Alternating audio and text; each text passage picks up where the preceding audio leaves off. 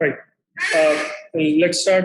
बहुत quickly से skim through करता what we did last time and then we'll continue forward from where we left. तो हमने जो start किया था we started talking about continuum physics और continuum physics के बाद we narrowed down to continuum mechanics और we basically distinguished between कि एक बहुत detailed approach क्या हो सकती है और continuum mechanics में हमारी approach क्या होगी.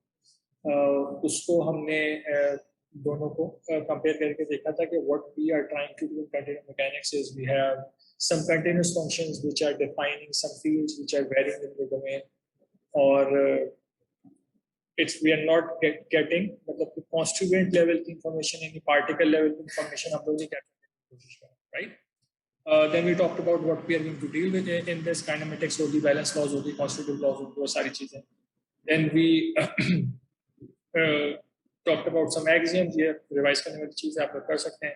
Then we got into vectors और vectors के लिए हमने बेसिक बातें vectors की थी जो हम ऑलरेडी पढ़ चुके हैं. बस हमने कुछ इसमें सिंटेक्स वगैरह नया देख लिया था कि हम लोग अब डिफाइन कैसे कर रहे हैं. we're defining any vectors we are going to define them with Latin alphabets under bar या over bar या over arrow लगा के हम उसको स्पेसिफाई कर सकते हैं. टाइप के अंदर sometimes bold letters भी यूज होते हैं. And all of this is belongs to, so these vectors belong to a set. So set को हम basically space कह रहे होते हैं. So this is the vector space, a three-dimensional vector space, जो कि subset है हमारी three-dimensional space का, जो आपकी XYZ space का है. अब what is the meaning of this? Basically यहाँ पे क्या मतलब है? मतलब ये है कि ये although three-dimensional objects ही हैं, but they follow certain rules. Vectors कुछ रूल्स फॉलो करते हैं. उनकी एडिशन के कुछ रूल्स हैं, उनकी कोई ना कोई आइडेंटिटीज हैं, कोई नल वैल्यूज हैं, और मल्टीप्लिकेशन के सर्टेन रूल्स हैं.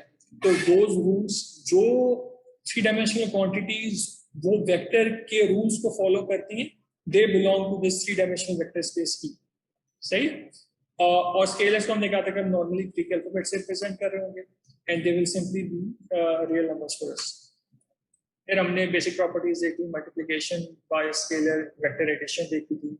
Then we talked about null elements and identity elements. Dot product देखा था और डॉट प्रोडक्ट हमें पता है क्या होता है. हमने सिर्फ उसको थोड़ा सा फॉर्मली लिख लिया था अपने पास के हमारे पास दो वेक्टर्स हैं, दोनों हमारे वेक्टर स्पेस ई को बिलोंग कर रहे हैं. तो इनका डॉट प्रोडक्ट का result is a scalar alpha और इसकी मैपिंग हम शो करते हैं कि हमारे पास दो डिफरेंट क्वांटिटीज हैं, दोनों वेक्टर स्पेस ई को बिलोंग कर रही हैं. उनके पास जो ऑपरेशन हो रहा है that is being mapped onto real space, real numbers में मैप हो रहे हैं, यानी कि दो वेक्टर्स का आंसर निकल रहा है देयर. प्रॉपर्टीज इनकी देख ली थी कि कब जीरो होता है, मैग्नीट्यूड कैसे निकलता है और कम्यूटेटिव है कि नहीं है. देन उसके बाद हमने क्या किया भाई, we talked about okay projections पे आ गए थे. अगर हम प्रोजेक्शन निकाल रहे हैं किसी वेक्टर की, how we do that. Then we talked about cross product और cross product के अंदर we said कि अगर हमें again we did the same things कि अगर हमें zero आंसर चाहिए तो what are the conditions for that. Commutative नहीं है, we said that this is anti-commutative, right? And magnitude is u magnitude multiplied by v magnitude multiplied by sin theta. और इसकी direction जो होती है because it's a vector product, इसका answer भी जो वेक्टर है. तो यहाँ पे हमने मैपिंग शो की है कि two operation between two elements of the vector space E are mapped on to again the vector space E. तो आंसर भी वेक्टर स्पेस ई निकल के आ रहा है. ठीक है. तो जो आंसर निकल के आ रहा है that is in the direction of E where E is perpendicular to both U and P. सही. Again this is something we already knew. हमने सिर्फ इसको जरा दोबारा से फॉर्मली लिख लिया. ठीक है जी. Then we said okay let's talk about basis vectors. हमारे x y z की जो डायरेक्शंस हैं उनको अब हम e1 e2 e3 unit vector से रिप्रेजेंट कर रहे हैं. पहले हम इनको i j k से भी रिप्रेजेंट करते हैं यहाँ पे अंडरग्रेजुएट में. these are pretty much the same thing. e1 e2 e3 थोड़े से ज्यादा जनरलाइज हो जाते हैं.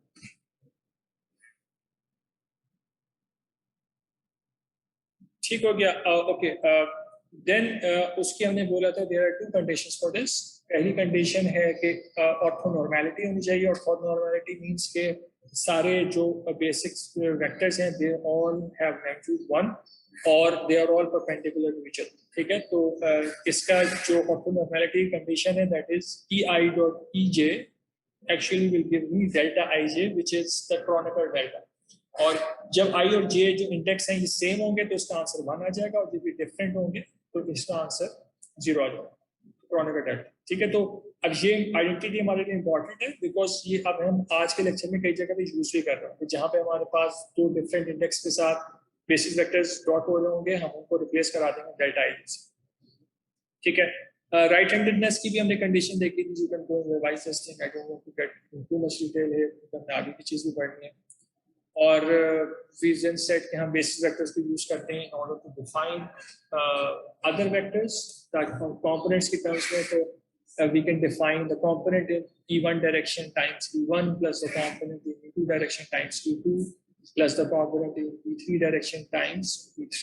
सही इस तरीके से कर रहे होते हैं. Again, this is something we already know. Here we are saying कि जो components होते हैं हमारे पास, वो components unique components होते हैं, एक basis में components आपके change नहीं हो सकते. ठीक, तो उसका हमने छोटा सा एक प्रूफ लिखा हुआ है यहाँ पे, ये हमने किया था. Then we went back to dot product, और डॉट प्रोडक्ट को हमने इंडेक्सियल नोटेशन में देखा था कि अगर हम इंडेक्स नोटेशन जो आइंस्टाइन समेशन कन्वेंशन है उसकी फॉर्म में देख रहे होंगे तो हम डॉट प्रोडक्ट को कैसे लिखते थे. तो and then it turned out कि we can simply write it as UIVI, which simply means कि जब भी कोई इंडेक्स रिपीट हो रहा था उसके ऊपर आप सम कर रहे हो. तो अगर मैं आई और रिपीट हो रहा है और 3 डायमेंशन स्पेस है, तो एक दफा मैं आई की वैल्यू 1 प्लग इन करूंगा सारी टर्म्स के अंदर, प्लस करूंगा आई की वैल्यू 2 प्लग इन करूंगा, फिर प्लस करूंगा, फिर आई की वैल्यू 3 प्लग इन करूंगा, and I need to repeat this. सही. आज की क्लास में what we need to do is we need to do the exact same thing, something similar but for the cross product. ठीक, अब cross product define करने के लिए indicial notation में we first need to talk about another symbol. ठीक है, जिस तरीके से हमने Kronecker delta डिफाइन किया, इसी तरीके से we also need to define one more thing which is called the permutation symbol. अब permutation symbol को डिफरेंट बुक्स में डिफरेंट तरीके से रिप्रेजेंट कर रहे होते हैं. कुछ लोग इसके लिए एप्सिलॉन यूज कर रहे होंगे, इसके 3 इंडेक्स होते हैं. ठीक है, इस तरीके से भी रिप्रेजेंट कर रहे होंगे कुछ लोग, कुछ इसको इस तरीके से रिप्रेजेंट करेंगे. Sum will be using E for it. ठीक है, all of this you'll find in the books.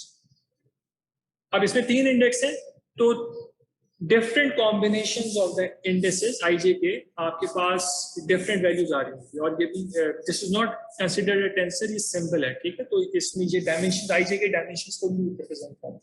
तो this is simply a symbol which does not have any 3D space में एग्जिस्ट नहीं करता, जस्ट अ सिंबल. ऑलराइट, तो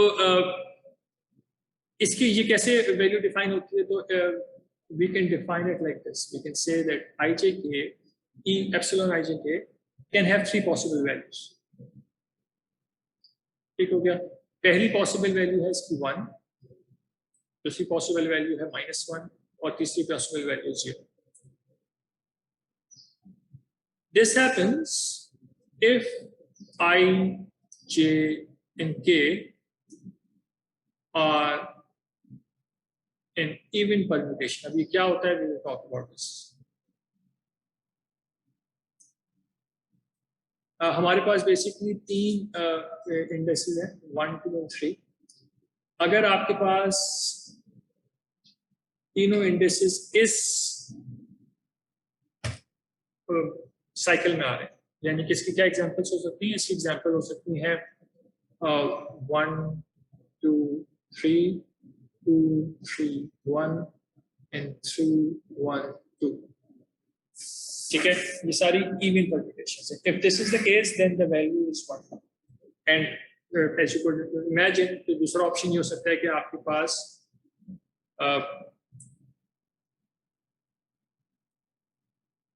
और permutation आ जाए. ठीक है, तो आप 1, 3, 2, 2, 1, 3, 3, 2, 1 ये वाली परम्यूटेशन की बात करनी शुरू कर दें. Then we are going to have a value of -1.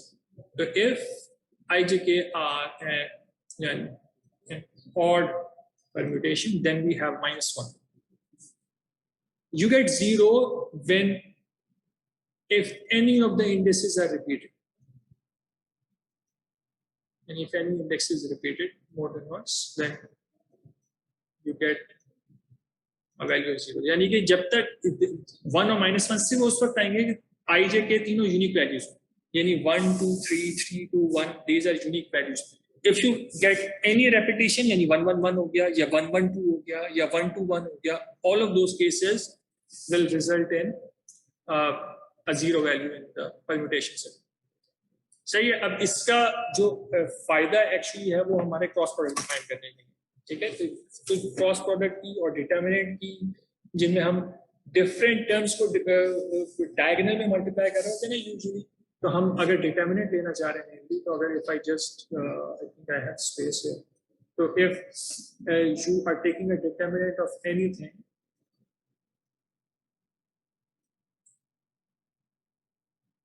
तो उसमें हम एसेंशियली कर क्या रहे होते हैं, हम लोग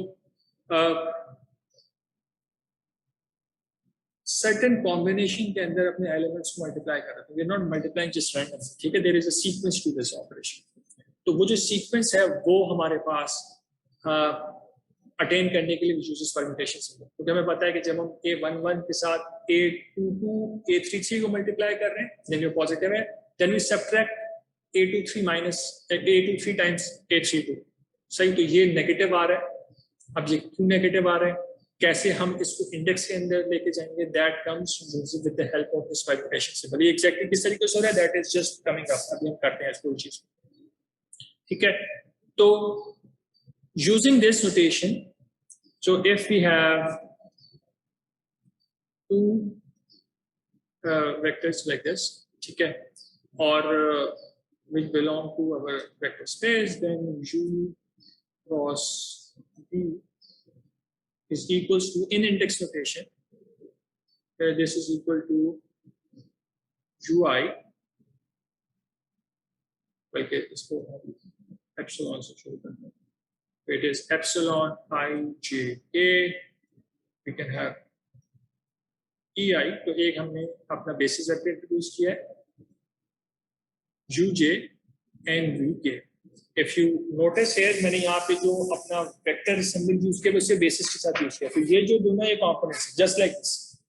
तो होता क्या है हमारे पास, if you remember from elementary cross product using determinant, तो हम यहाँ पे आई जे के लिखते थे, अब हम उसकी जगह पे E1 E2 E3 लिख सकते हैं, ठीक है.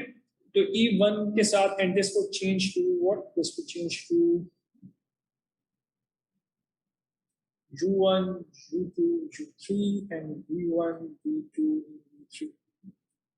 तो हम कहते थे E1 जो हमारे पास है, this times U2 V3 minus V2 U3, ठीक है. देन वी से minus E2 times U1 V3 minus V1 U3, then plus E3 times U1 V2 minus V1. अब इसके अंदर 6 टर्म्स जनरेट हो गए, ठीक है. अब वो 6 टर्म्स किधर से आएंगे, वो 6 टर्म्स इधर से आएंगे, राइट. अब एक और इम्पोर्टेंट पॉइंट इसमें नोट करने का है, तो ये है कि आप देखें कि इसमें 3 इंडेक्सेस है आई जे के, और तीनों रिपीट हो रहे हैं, ठीक है. I is being repeated with the basis, J is repeated with U, and K is repeated with U, ठीक है. तो आपके पास इसमें वेक्टर वाला जो रोल प्ले कर रहा है वो बेसिस वेक्टर कर रहा है. यू जे और वी के आर जस्ट कंपोनेंट, जहां पे कंपोनेंट्स शोन है वो कंपोनेंट्स है यू और वी. तो यू और वी यहाँ पे वेक्टर्स नहीं है, यू और वी लेफ्ट हैंड साइड पे वेक्टर्स है, राइट हैंड साइड पे यू और वी के सिर्फ कंपोनेंट्स यूज हो रहे हैं, ठीक हो गया. तो अब now what we need to do is basically कि हम लोग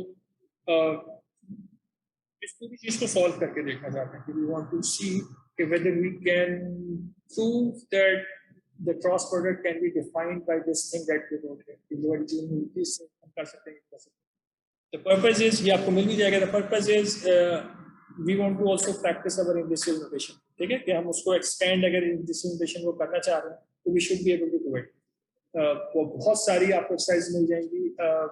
अगर आप शॉर्म सीरीज कंटिन्यू मैकेनिक्स उठा लें तो उसके अंदर पहला चैप्टर पूरा डेडिकेटेड है on this tensor analysis thing. उसके अंदर बहुत एग्जांपल्स आपको मिलेंगे. और भी बुक्स जो हमने रेकमेंड की हुई हैं उनके अंदर भी मिल जाएंगी. एक बुक मैं और अपलोड कर दूंगा, that is a mathematics book. उसका पहला चैप्टर जो कि इंडेक्स नोटेशन को बहुत अच्छे से एक्सप्लेन करता है. आगे की चीजें उसमें बहुत डिफिकल्ट तरीके से प्रेजेंट हुई because this that book is mainly for mathematicians, but उसका चैप्टर 1 बहुत अच्छी एग्जांपल इंडेक्स नोटेशन की देगा. I upload that. राइट तो अभी हमने काम ये करना है, हमें प्रूव करना है क्रॉस प्रोडक्ट हमारे इंडेक्सिफिकेशन में इस तरीके से रिप्रेजेंट होता है जो हमने यहाँ पे लिखा है इस तरीके से, राइट। तो will start by first establishing के क्रॉस प्रोडक्ट होगा क्या, जो हमने पीछे डिटरमिनेंट के फॉर्म में चीज लिखी थी। तो if you just write that and we expand this,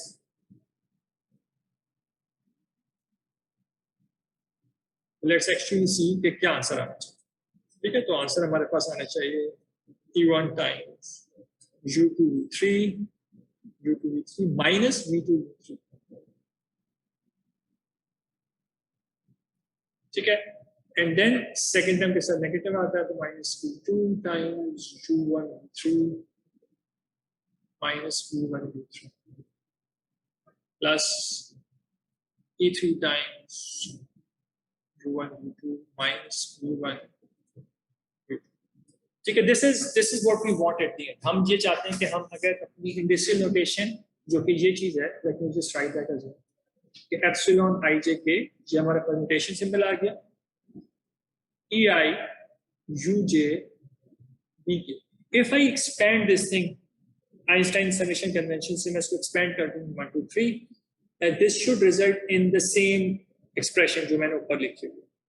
ठीक है, अब इसको एक्सपेंड करने का तरीका कार जो होता है कि we have to do it one index at a time. तो इसी वजह से I do this multiple times today इंशाल्लाह। तो जो भी सवाल आएगा हम उसको इंडिसेस रोटेशन में एक्सपेंड करके कुछ चीज़ों को देखेंगे just to have an idea कि हम उसकी प्रैक्टिस थोड़ी सी कर सकते हैं। ठीक, तो let's start by expanding this thing इन के फर्स्ट ऑफ ऑल। ठीक है, तो हम के पे सम कर देते हैं। सबसे पहले के रिपीट हो रहा है तो जहां जहां के आ रहा है टर्म में उनकी जगह पे 1 2 और 3 बारी बारी प्लेस करेंगे और तीनों चीजों को ऐड करा देंगे। This is what we want to do. I और जे पे कोई चेंज नहीं आएगा, तो आई अपनी जगह रहेगा, तो आई रिमेन्स आई। तो आई को मैंने बाहर रख दिया। We can keep U as well, लेकिन यू को I want to keep inside just to have that term together, उससे थोड़ा सा फायदा होगा। तो let's just keep U inside. तो हम सबसे पहले एप्सिलॉन में आई और जे को ऐसे छोड़ देंगे और पी की जगह 1 कर देंगे।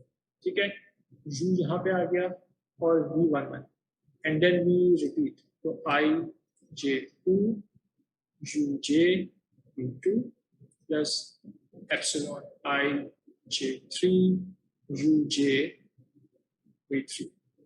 ठीक है जी, यहाँ तक बात हो गई and this seems pretty straightforward. सही। अच्छा, तो अब बारी बारी हमने सारे इंडेक्स एक्सपेंड करते हैं। Next thing we can do is we can expand in J. तो जे में जगह जे के ऊपर अगर हम इसको सम कर दें तो ई आई अभी भी हमने बाहर मेंटेन किया, don't need to play with it. J के ऊपर हम इसको सम करेंगे। अब what you need to understand, हर एक टर्म यहाँ पे जे पे सम हो रही। ठीक है, तो ये वाली जो टर्म नंबर 1 है, this term number 1 has repeated values of J. ठीक है, तो इस टर्म के अंदर जे की वैल्यू 1 2 3 होके सम होगी, फिर इस सेकंड टर्म के अंदर जे 1 2 3 होके सम होगा, फिर तीसरी टर्म के अंदर जे 1 2 3 होके सम होगा। तो we'll get 9 terms in total. ठीक है, अब फिर we'll see कि how we remove certain terms from it। ठीक है, and as you can imagine permutation symbol will play a role। ठीक है जी, तो एप्सिलॉन आई जे की वैल्यू 1 करते हैं सबसे पहले and we start to see what is going on. यहाँ पे रिपीटेड इंडेक्स आ गया, तो परम्यूटेशन सिंबल की हमें एक प्रॉपर्टी पता है, रिपीटेड इंडेक्स से हो क्या है, right.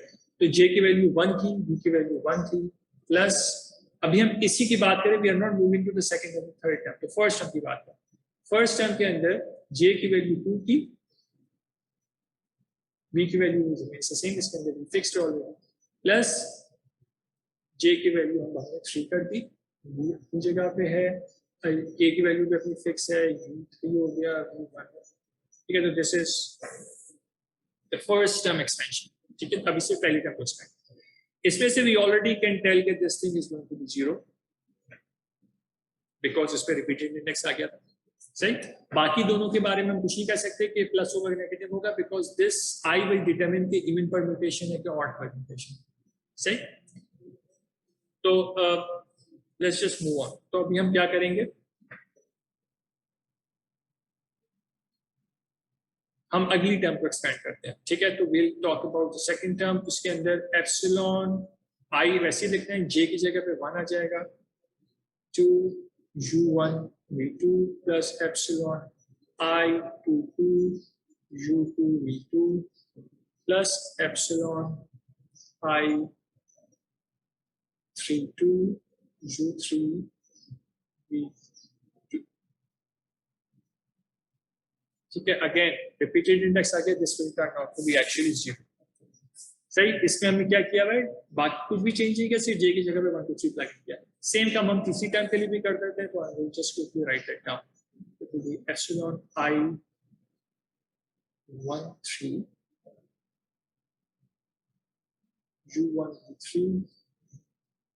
plus epsilon I23 u2 v3 plus epsilon I33 u3 v3. तो this goes away.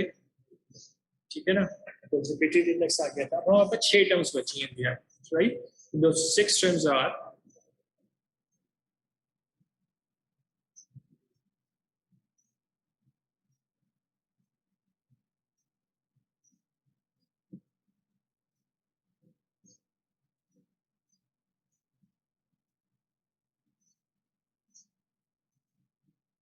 ठीक है. ये 2 टर्म्स पहली वाली टर्म से बची हैं, तो ऊपर पहली टर्म की उससे 2 टर्म बची. सिमिलरली सेकंड से 2 बची हैं और थर्ड से 2 बची. तो सेकंड से जो 2 टर्म बची है हमारे पास, that those are I12 u1 v2 plus epsilon I32 u3 v2, and finally from the third term we have epsilon I13 u1 v3 plus epsilon I23 u2 v3. ठीक हो गया. Now we are in a position to actually expand in I, but I में expand करना is relatively easy. क्यों? क्योंकि I की सिर्फ एक possible value expand हो सकती है. If you think about this, क्योंकि I अगर इस पहले एक्सपेंशन के अंदर अगर I की वैल्यू 1 होगी तो 1 1 रिपीट हो जाएगा. अगर I की वैल्यू 2 होगी तो 2 2 रिपीट हो जाएगा. तो इन रियलिटी हर टर्म के लिए what we have is we have only one possible value of I. ठीक है, तो let's just do that. तो हम अलग अलग करके इसको लिख लेते हैं एक दफा. तो we'll say कि E1 पहली टर्म के साथ मल्टीप्लाई कर, राइट. सॉरी, पहली टर्म के साथ 1 नहीं हो सकता, पहली टर्म के साथ सिर्फ 3 हो सकता है. तो we'll write E3 epsilon 3 to 1 u2 v1. सही है, ये एक ऑड परम्यूटेशन है, नो वी कैन टेल तो उल्टा चल रहे हैं, but we don't need to worry about this. अगले स्टेप में प्लस माइनस प्लग इन कर. राइट, ये चीज हो गई. क्या हमें कोई और टर्म नजर आ रही है? If I want to just save time and write both terms of E3, एक और टर्म की नजर आएगी इसमें, E3 यूज हो रहा होगा और वो ये वाली टर्म. ठीक है, इसके अंदर भी 1 2 ऑलरेडी एग्जिस्ट कर रहे हैं. अगर मैं 3 प्लग इन करूंगा this will be non zero, otherwise this will be zero. तो आई कैन राइट दिस. तो I am done with this and I'm now done with this as well. So this will be plus epsilon 3 1 2. This is an even permutation, or 3 even permutation है. ठीक है, okay, we have u1 v2. तो E3 की ये वाली term, you can see कि हमारे पास यहाँ पे भी E3 की 2 टर्म्स आ रही. एक u1 v2 वाली टर्म है, एक u2 v1 वाली टर्म. ठीक है, same thing is happening here. So hopefully we are on the right track. आगे आ जाए. अब let's search for the terms that will give me E2. उनका चलिए तो बस will search for the terms that will give me I equals to 2. तो मेरे पास I equals to 2 के लिए पहली टर्म नहीं हो सकती, इसमें 2 आ रहा है. दूसरी हो सकती है बिकॉज इसमें हमारे पास 3 और 1 आ रहा है. तो when I equals to 2 this will be non zero. 1 के लिए भी 0 होगा और 3 के लिए भी 0 होगा, राइट. तो I can just write this. Since हम 2 के लिए लिख रहे हैं तो this is 2 3 1 2 3 1, and let's search for something else. 1 3 वाला ये रहा 1 3, right. So we can do this as well. So this is going to be epsilon 2 1 3 u1 3. Okay, and finally we have E1 और E1 की epsilon में दो terms बची हैं this and this, ठीक है? So we have epsilon 1 3 2 U3 U2 plus epsilon 1 2 3 U2 U3. सही हो गया? तो अब we can actually start looking at even in odd permutations. हमारी even permutations ये बात होती है. Sorry.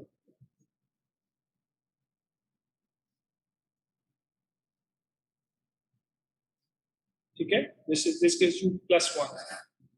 And if you go the other way around, this gives you -1.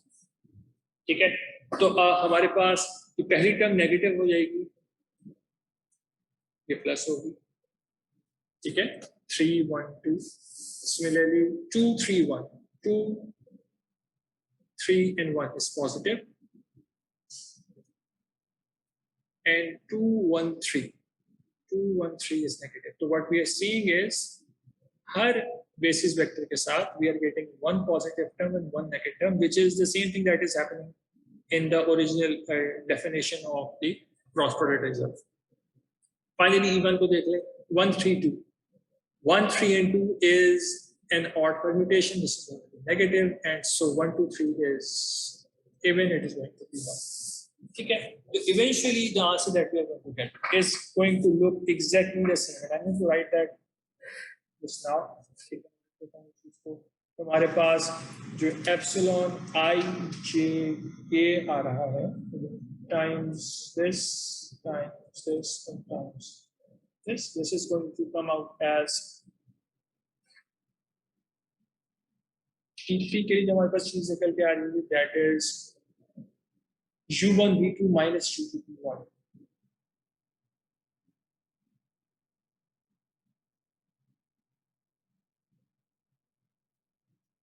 के लिए जो फर्स्ट चीज निकल के आ रही है, that is U3 V1 minus U1 V3.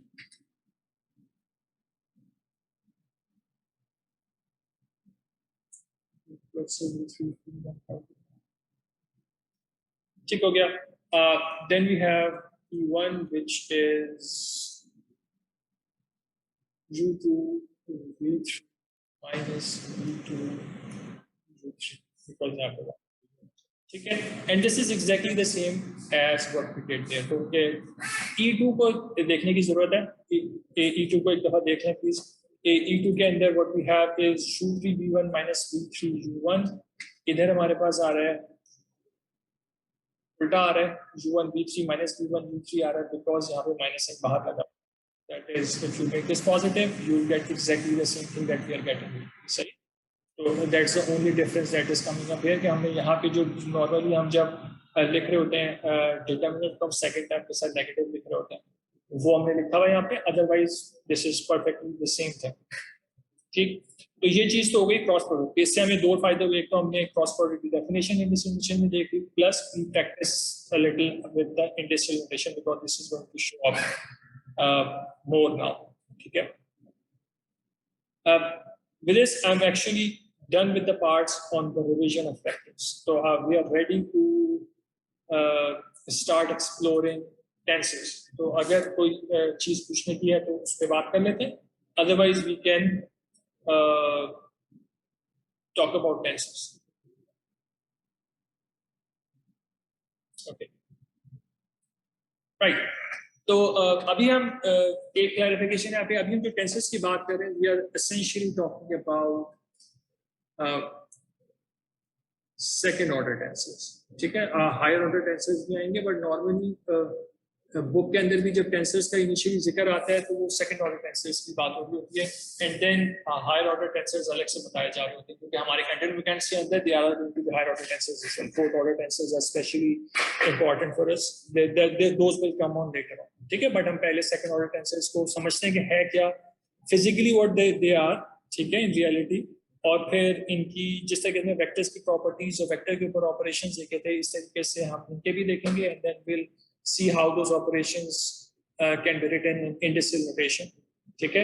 there is a lot more to do in this because this probably will be this will involve some new concepts. ठीक है, वेक्टर्स तो काफी सारी चीजें हमने पहले की.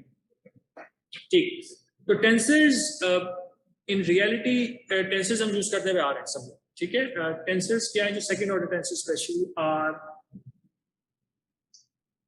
they are linear transformations.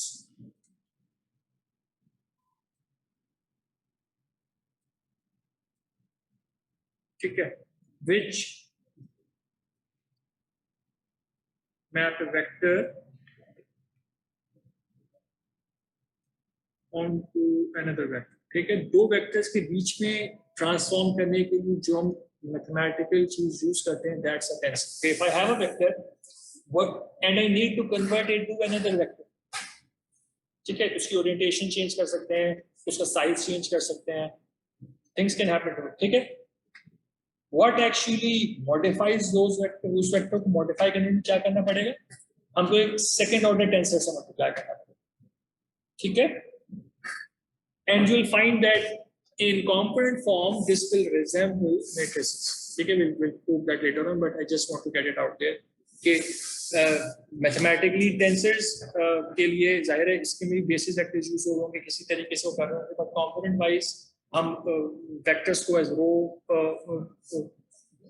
Column हम सिर्फ सिंपल जो है वो कॉलम मैट्रिसेस की फॉर्म में लिख देते हैं वेक्टर्स को, और मैट्रिसेस की फॉर्म में हम सेकंड ऑर्डर टेंसर्स को लिख देते हैं. Will work on this. ठीक है, अब now so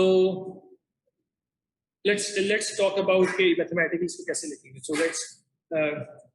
So assume U and V will belong to our vector space E. ठीक है जी, and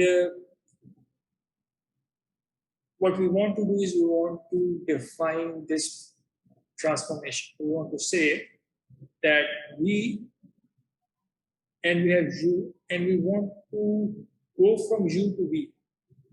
So I need to multiply U with something. And that something is a tensor. ठीक है, तो this A is a tensor.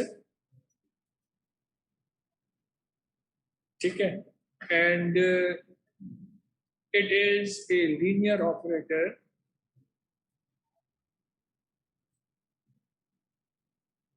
on any vector. ये जरूरी नहीं है सिर्फ U के ऊपर अप्लाई हो, किसी भी, अगर ये मेरे पास सेकंड ऑर्डर टेंसर है, ये फिर किसी भी वेक्टर के ऊपर अप्लाई हो सकता है इन द 3D स्पेस. अगर स्पेस का साइज चेंज हो रहा है तो आपकी टेंसर की डायमेंशन भी चेंज हो जाएगी, राइट. तो अगर 3D स्पेस चल रही है तो आपका टेंसर 3D स्पेस के लिए डिजाइन. ऑलराइट, आपका जो टेंसर होता है, जिस तरीके से हम वेक्टर्स को डिफाइन करते हैं as belonging to a vector space E, हम अपने एक मिनट प्लीज.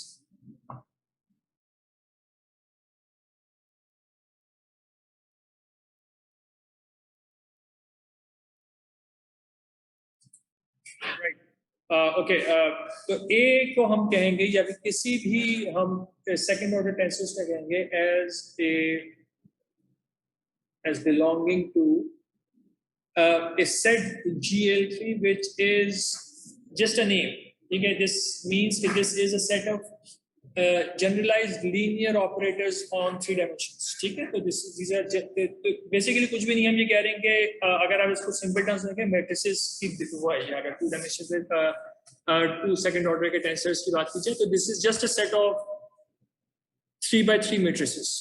ठीक है, in very layman terms, और इसमें कुछ abuse of vocabulary use हो रही है. It's not just every matrix is not a tensor in reality, but हम simply समझने के लिए थोड़ा सा concept को build करने के लिए बात करें. So this GL3 is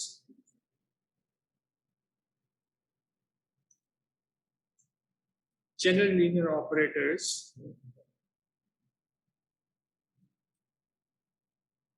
on vectors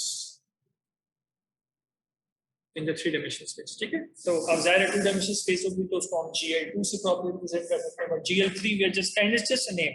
book के अंदर डिफरेंट नाम भी होते हैं, कुछ बुक के अंदर इस GL3 की जगह पे length as for linear operators LIN लिख देते हैं, तो it changes but they all essentially mean the same thing कि जो लीनियर ऑपरेटर्स हैं उनकी बात हो, ठीक है। एग्जाम्पल पे आने से पहले इसको हम एक और तरीके से भी देख सकते हैं। अगर हम इसको बिल्कुल इस तरीके से देखें ना, हम इसको उस तरीके से देख सकते हैं, हमने इससे मिलती जुलती चीजें कुछ पढ़ी हुई है। फॉर एग्जाम्पल हमारे पास कुछ इनपुट्स आ रही हो अगर, ठीक है, उन इनपुट्स को हम किसी ना किसी प्रोसेस के अंदर एंटर करें, यही कोई मशीन हो सकती है, and from there we get certain out, ठीक है। तो इनपुट्स को यूजुअली हम एक कॉलम की फॉर्म में it is possible to represent them, तो we can have with, for example, 3 inputs. Okay, we perform some process on them in a machine, which for us is our tensor, and as a result, we generate certain outputs. ठीक है, तो अगर इसको हम उस analogy में देखा जाए, उस एनालॉजी में देखा जाए, फॉर एग्जाम्पल कंट्रोल सिस्टम्स की एनालॉजी में इस पे या सिस्टम डायनामिक्स की एनालॉजी इस पे अप्लाई हो सकती है कि आपके पास कुछ इनपुट्स हैं which are our initial vector. There is a machine which is operating using those inputs and generating certain output. Those are the transformed vector. सही है ना? तो ये वाली तो चैनल से बात है। एक क्वेश्चन जो यहाँ पे बनता है वो ये बनता है कि why do we need them? The question हमें vectors में भी पूछा था, and by them I mean tensors. तो vectors में हमने इसका जवाब दिया था that there are a lot of quantities, there are a lot of physical measurements quantities that need to be defined with vectors because उनकी direction भी होती है और उनकी magnitude भी होता है, so we need vectors to define it. A similar sort of approach we can use to define this need as well. So there must be some quantity, some let's say phenomena in quantum mechanics जिनको define करने के लिए we can't just choose simply vectors. ठीक, एक possibility ये है probably कि उनके साथ 2 directions associated हो instead of just one, and we'll talk about this in the next slide. ठीक है, so in that case we require something of a higher order than a simple vector. The second order tensor है, this is second order because vectors are considered to be first order tensors and scalars are considered to be zeroth order tensors. ठीक है, scalars में कोई direction associated होती है, vectors से ज़्यादा single direction. All right, let's continue. तो we're saying कि जो हमारे scalars हैं, they have no direction associated with them. इनके बरक्स आपके पास जो vectors होते हैं, they have one direction associated with them. तो उनके लिए एक basis vector required होता है component को define करने के लिए, U1 E1 plus U2 E2 plus U3 E3 कर रहा है. In second order tensors, each component would be defined by 2 basis vectors. ठीक है, तो E1 E2 से एक component define हो रहा होगा, E1 E3 से कोई और component define हो रहा होगा, E2 E3 से कोई और component define हो रहा होगा. So these are second order tensors, and this can increase as our dimensions increase. So if a fourth order tensor would need 4 basis vectors to define every component. ठीक है, और ये चीज अभी हम आगे जाके लिख के भी पूरी देखें. ठीक है, तो एग्जाम्पल यहाँ पे जो चीज याद रखने की है ना वो ये है कि these second order tensors are basically linear transformations which map vectors onto other vectors. ठीक है, तो हमारे पास अगर कोई से 2 vectors हो आपके किसी सिस्टम के अंदर and you need to relate them, then the way to relate them is using second order tensors. अब इस एग्जाम्पल जो हमारे पास है वो है इस सिस्टम. तो ये एक सिस्टम हमारे पास है. सिस्टम में क्या हो रहा है? सिस्टम में ये हो रहा है कि we have at a certain point we have a certain traction जो होती है force per unit area. ठीक है, but it's not pressure. Pressure is always normal to the surface. Traction किसी एंगल के ऊपर भी एक्ट कर रही है. ठीक है, कोई भी फोर्स आप किसी पॉइंट पे अप्लाई कर रहे हैं, किसी छोटे से एरिया पे अप्लाई कर रहे हैं, तो force per unit area becomes a traction vector. ठीक है, इसकी डायरेक्शन होती है. अब एक ट्रैक्शन वेक्टर है और जिस पॉइंट पे फोर्स अप्लाई हो रही है उसके ऊपर एक हमारे पास नॉर्मल वेक्टर भी है. ठीक है, तो इमीडिएटली वी स्टार्ट सीइंग कि जहां पर एक पॉइंट के ऊपर 2 वेक्टर्स, एक नॉर्मल वेक्टर है और एक ट्रैक्शन वेक्टर है, and the question now comes, how do you relate them?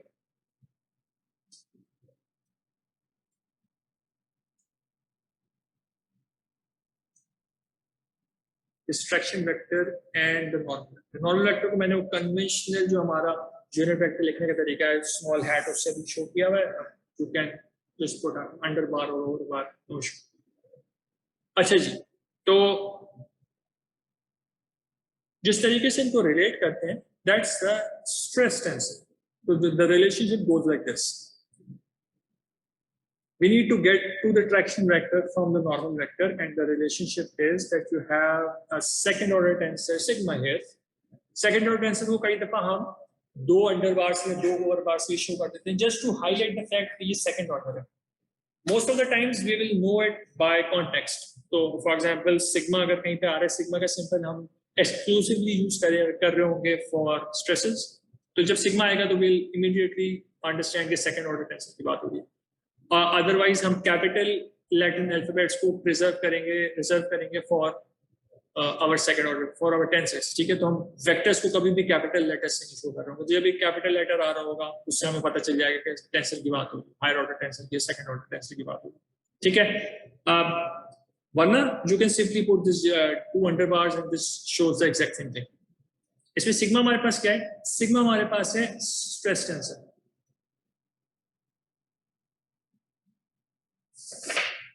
ठीक है, this is a conclusion drawn by Cauchy. ठीक है, और ये हमने FEF जिन लोगों ने पढ़ाई भी थी, कॉशीज लेमा कहलाता है. तो this is the actual understanding of this relationship. ये रिलेशनशिप यूज हो रही होती है, but the basic idea is कि at a point you have two different vectors acting, और उन दोनों को रिलेट कराना है. और रिलेट कराने की जो क्वांटिटी यूज होगी, that has to be a tensor. दो वेक्टर्स को अगर आपने ट्रांसफॉर्म कराना है from one to another, what you use for that transformation is a second order tensor. और इस पर्टिकुलर केस में जो सेकंड ऑर्डर टेंसर निकल के आ रहा है, that is the stress tensor. सही है. स्ट्रेस टेंसर के क्या क्या कंपोनेंट्स होते हैं? तो अगर हम 1 2 3 की बात करें तो we will have components like sigma 1 1, sigma 1 2, sigma 1 3. We will have sigma 2 1. So we are not saying anything about them being equal so far, but 1 2 is going to be equal to 2 1, 2 3, 3 1, 3 2, 3 3. 9 components in total. ठीक है, second order है, 3 dimensional space है, 3 के square becomes the number of components. ठीक है, तो बस 9 components आ गए. अब ये 9 components जो होते हैं, they are actually, अगर मैं एक छोटा सा क्यूब ले लूं, तो आपके पास एक पॉइंट के ऊपर मल्टीपल स्ट्रेस कंपोनेंट्स बन रहे हो.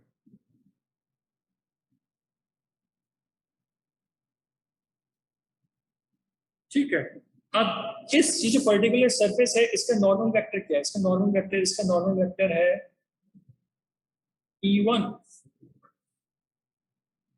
ठीक है, तो इसमें हमारे पास 2 डायरेक्शंस इन्वॉल्व होंगे. एक डायरेक्शन है सरफेस से रिलेटेड, कि सरफेस का नॉर्मल क्या है. ठीक है, और फिर दूसरी डायरेक्शन है वो स्ट्रेस के कंपोनेंट से रिलेटेड, कि स्ट्रेस का कंपोनेंट किस डायरेक्शन में. तो दिस स्ट्रेस कंपोनेंट, इसका जो सरफेस का नॉर्मल है दैट इज 1, एंड जो स्ट्रेस की डायरेक्शन है that is also E1. When we talk about this one, इस केस में सरफेस का नॉर्मल सेम है, बट स्ट्रेस कंपोनेंट की डायरेक्शन है 2 की तरफ. मैं थोड़ा सा इसको एंगल खराब कर दिया, but let me just try to slightly improve कर देते. ठीक है, और सेम थिंग इधर कर देंगे तो इट इज सिग्मा 1 3. ठीक है, क्या इसमें खास बात क्या नजर? खास बात ये है कि you needed 2 different directions to define each component. आपको सरफेस की डायरेक्शन भी रिक्वायर्ड थी. सरफेस की डायरेक्शन जो होती है बेसिकली उसका नॉर्मल की डायरेक्शन. फिर सरफेस का vector is the normal vector. Normal vector भी चाहिए था. In addition to that you also needed the direction of the component of the stress.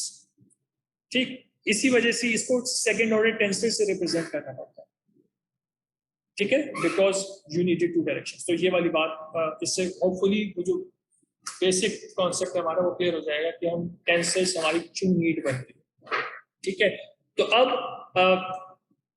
we can actually talk about something else.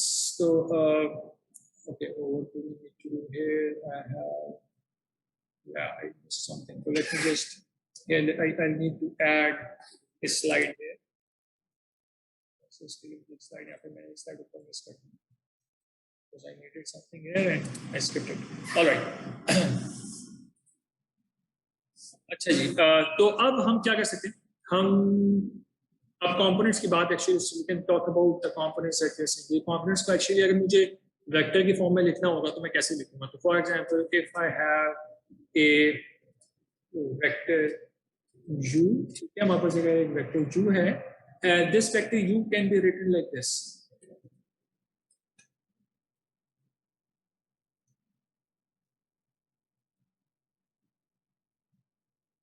Right. और अब हम कह रहे हैं टेंसर के साथ 9 कंपोनेंट्स होंगे, तो जो 9 कंपोनेंट्स टेंसर के साथ इन्वॉल्व होते हैं उनको इस तरीके से देखा जाता है। तो let me just show you कि instead of having even e3 what we are going to have, we are going to have this thing. So this symbol has a certain name, so we'll talk about this in a minute. अभी हम सिर्फ उसको लिखना चाह रहे हैं कि ये हमारे पास किस तरह के कंपोनेंट बन रहे होंगे। तो मैं अभी अंडरबार नहीं लगा रहा है, just want to quickly go through this thing. Similarly, you are going to have 2 1 2 2 2 3 3 1 3 2 3 3,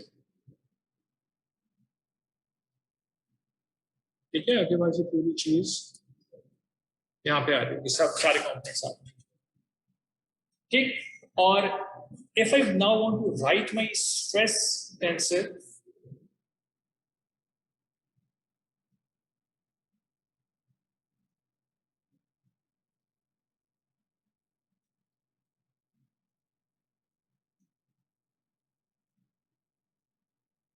sigma 1 1, अभी sigma 1 1 is just a component, तो इसके साथ में मैं कोई डायरेक्शन के लिए मैं ये नहीं बता वेक्टर का या टेंसर का symbol, it's just a component. जो इसकी डायरेक्शन हाईलाइट होगी that is being highlighted using this combination of basis vectors, ठीक है। This combination of two basis vectors and your any two vectors is called a dyad, ठीक है। This is called a dyad, और यह इसको tensor product, this is also known as the tensor product। इस तरह dot product scalar product था, इस तरीके से टेंसर प्रोडक्ट है, यानी कि आप दो वेक्टर क्वांटिटी लेते हैं और उनका जो रिजल्ट निकल के आता है दैट्स अ टेंसर, ठीक है। ऑर्डर इंक्रीज हो जाता है, जैसे आपका जो स्केलर प्रोडक्ट है वो वेक्टर्स का ऑर्डर रिड्यूस कर देता है। वेक्टर्स आर ऑर्डर 1 टेंसर्स और स्केलर इज ऑर्डर 0, तो आप जब डॉट प्रोडक्ट लेते हैं तो आप ऑर्डर 1 से ऑर्डर 0 में चले जाते हैं।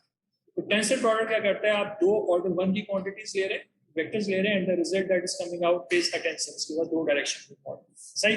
Anyway, so we have something like this, then we have sigma 1 2 e1 e2, and this goes on till we have sigma 3 3 e3 e3,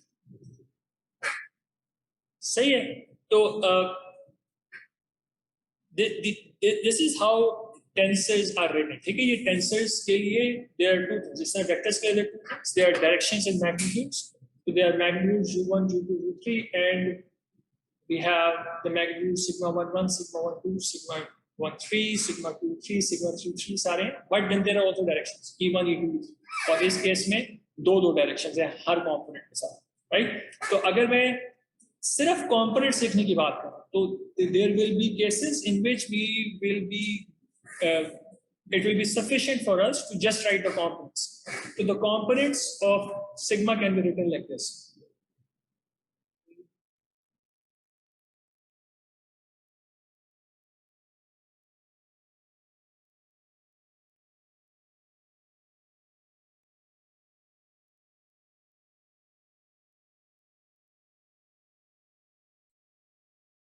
तो just to highlight the fact कि हम components की बात कर रहे हैं, तो it is a good practice to just make this matrix symbol because हम matrix की form में इसको लिखते हैं, and this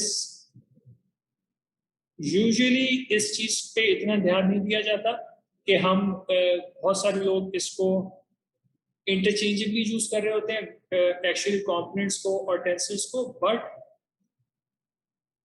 as you can see this is just a matrix of the components. इस पर्टिकुलर केस में हमने सारी डायरेक्शन के साथ एसोसिएट करके रखी. सिमिलरली जिस तरीके से लिखा हुआ है ना, इस तरीके से we can also write you, we can write something like this. एक रो वेक्टर बना देते हैं इसको सिंपली. तो again this is just a row matrix या row vector हम बना रहे हैं of our vector. This does not have the basis associated. ठीक है ना, components highlight होना सिर्फ. components लिखने, components में और complete tenses में differentiate हमें अपने जहन में रखना है. Although many times we will be working with this. हम इसके साथ डायरेक्टली काम कर रहे होंगे, मैट्रिक्स के साथ काम कर रहे होंगे, but we should understand that when we do this, we will be working with this matrix of the components and not the tensor itself. सही है. तो ये तो हमारी बात होगी कि टेंसर्स एक्चुअली होते क्या और लिखते कैसे. ठीक है. यहाँ पे हमने एक चीज देखी है कि हमने दो वेक्टर्स उठाए हैं, E1 और E2. ठीक है. सब E1 E1, यहाँ पे E1 E2, यहाँ पे E1 E3. each of them is a vector, right? E1 क्या चीज है, ये EI हमें रखा है. तो what is actually EI हमारे पास क्या चीज है, is a vector belonging to our space. This is true. What is additionally true, इसका जो magnitude है that is 1. सही है. And I is either 1 to 3, and this 1 to 3 form an orthonormal basis, which for us is also right-handed. ठीक है. But it's still a vector. ठीक है. This is still a vector. तो जो चीज हम E1, E2, E3 के साथ कर सकते हैं वो हम किसी भी वेक्टर के साथ कर सकते हैं. तो this means कि कोई भी vectors we can use them to make tensors. ठीक है. तो there is something which we call our tensor product, and we need to understand how that works. और इसकी जो basic relationship है, we need to write that down. तो हम क्या करेंगे, एज यू कैन सी मैंने यहाँ पे एक स्कीमेटिक पहले से बना के रखा हुआ है, and just develop your maths and related to this figure. सही. तो हमारे पास what do we do? We consider again the same thing. We consider, for example, UV, and we will also consider W belonging to our vector space E. अब बार बार हम vector space C को highlight इसलिए कर रहे हैं because हम ये बताना चाहते हैं यहाँ पे कि UV जो वो सारे वेक्टर की जो लॉज है ना, वेक्टर्स की, वेक्टर अलजेब्रा है, any operation that you can perform on vectors is also applicable on this UV. ठीक है. इसलिए हम यहाँ पे एक दफा हाईलाइट है. Just writing this thing means के हम इसके ऊपर UV के साथ हर वो काम कर सकते हैं जो किसी भी वेक्टर के साथ कर सकते हैं. ऑलराइट. तो what we can do is we can define a tensor product using this thing.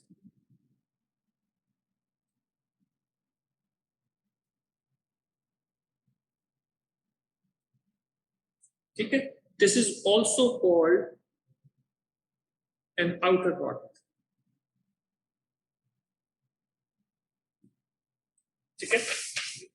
outer product because outer essence में कि हर जो कंपोनेंट है वो हर दूसरे कंपोनेंट के साथ कोई ना कोई वैल्यू जनरेट कर रहा होगा. जिस तरह यहाँ पे थी कि हमारे पास पहले E1 जो इधर है वो दूसरी साइड पे 1 के साथ भी है, 2 के साथ भी, 3 के साथ. सिमिलरली यहाँ पे जो वैल्यू होगी उसमें पहली साइड पे E3 होगा और आगे E1 होगा, एंड देन E3 E2 है, फिर E3 E3 है. तो हर possible combination of I and J वो चल रहा है. That is why it is called an outer product. ठीक है. अच्छा जी.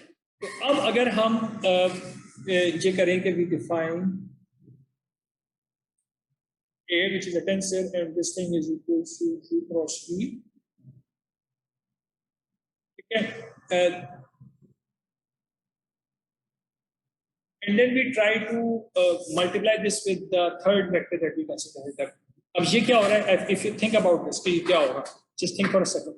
एक वेक्टर को मैंने एक टेंसर प्रोडक्ट से मल्टीप्लाई किया. A tensor product we saw before, पिछली स्लाइड में देखा था. टेंसर प्रोडक्ट जो है, this is actually this is a second order tensor. Second order tensor को जब हम किसी वेक्टर से मल्टीप्लाई करते हैं, व्हाट इज आंसर? टेंसर्स हमारे पास जो होते हैं वो लीनियर ट्रांसफॉर्मेशन होते हैं from one vector to another. तो अगर हम किसी भी टेंसर को, चाहे वो इस तरीके से डिफाइन हो या डायरेक्टली डिफाइन हो, ठीक है, उसको किसी भी वेक्टर से मल्टीप्लाई करेंगे, the answer that comes out, this is the answer is also going to be a vector. ठीक है, the answer of this is going to be vector. तो पहले तो हम यहाँ पे कर सकते हैं, we can plug in the value of a which is basically tensor product V या फिर Q outer product V, and this is done. अब यहाँ पे कोई डॉट नहीं है, यहाँ पे कोई क्रॉस नहीं है. This is not two vectors multiplying together with either a dot operator or cross operator. This is a tensor operating on the vector. तो ये जो डॉट या क्रॉस ऑपरेटर की जगह पे this A itself is an operator, right? इसकी बहुत simple सी एक definition है. This is the way it is defined. जो इसकी definition, the way it's defined is कि इस पर्टिकुलर चीज की जो डायरेक्शन होगी ना, वो डायरेक्शन u वाली होगी. सही है? जो आपके पास जो ये डायड है, जो डायड डिफाइंड है, ठीक है, इसमें जो पहला वाला वेक्टर है, this is going to define your direction, and उसके साथ एक लीनियर स्केलिंग मल्टीप्लाई होगी, scaling factor multiply. v dot w is just a scalar quantity, right? So this is a scalar quantity. You know, this is a scalar product, dot product हो रहा है. सही? तो अगर हम इस चीज की ग्राफिकली इसको थोड़ा सा देखने की कोशिश करें, तो लेट्स से कि हमने ये u v w इस तरीके से ड्रॉ किया है. तो मैं अगर u क्रॉस v यानी u tensor product v times w करूं, तो let's say this is also like this. if I do this thing, this is in the direction of u, ठीक है, और एक फैक्टर है, स्केलर है तो कोई फैक्टर अल्फा है, and this thing is simply a scaled up version of this scaled up version of you. Scale down भी हो सकता है, मतलब कि कोई ना कोई स्केलिंग हुई है. यू की डायरेक्शन अपनी जगह पे मेंटेन हो रही है, और हम उसको सिर्फ एक स्केलिंग फैक्टर से मल्टीप्लाई करें. ठीक हो गया? इसके बरक्स क्या हो सकते हैं? इसके ये हो सकता है कि हम अगर उल्टा काम कर लें, तो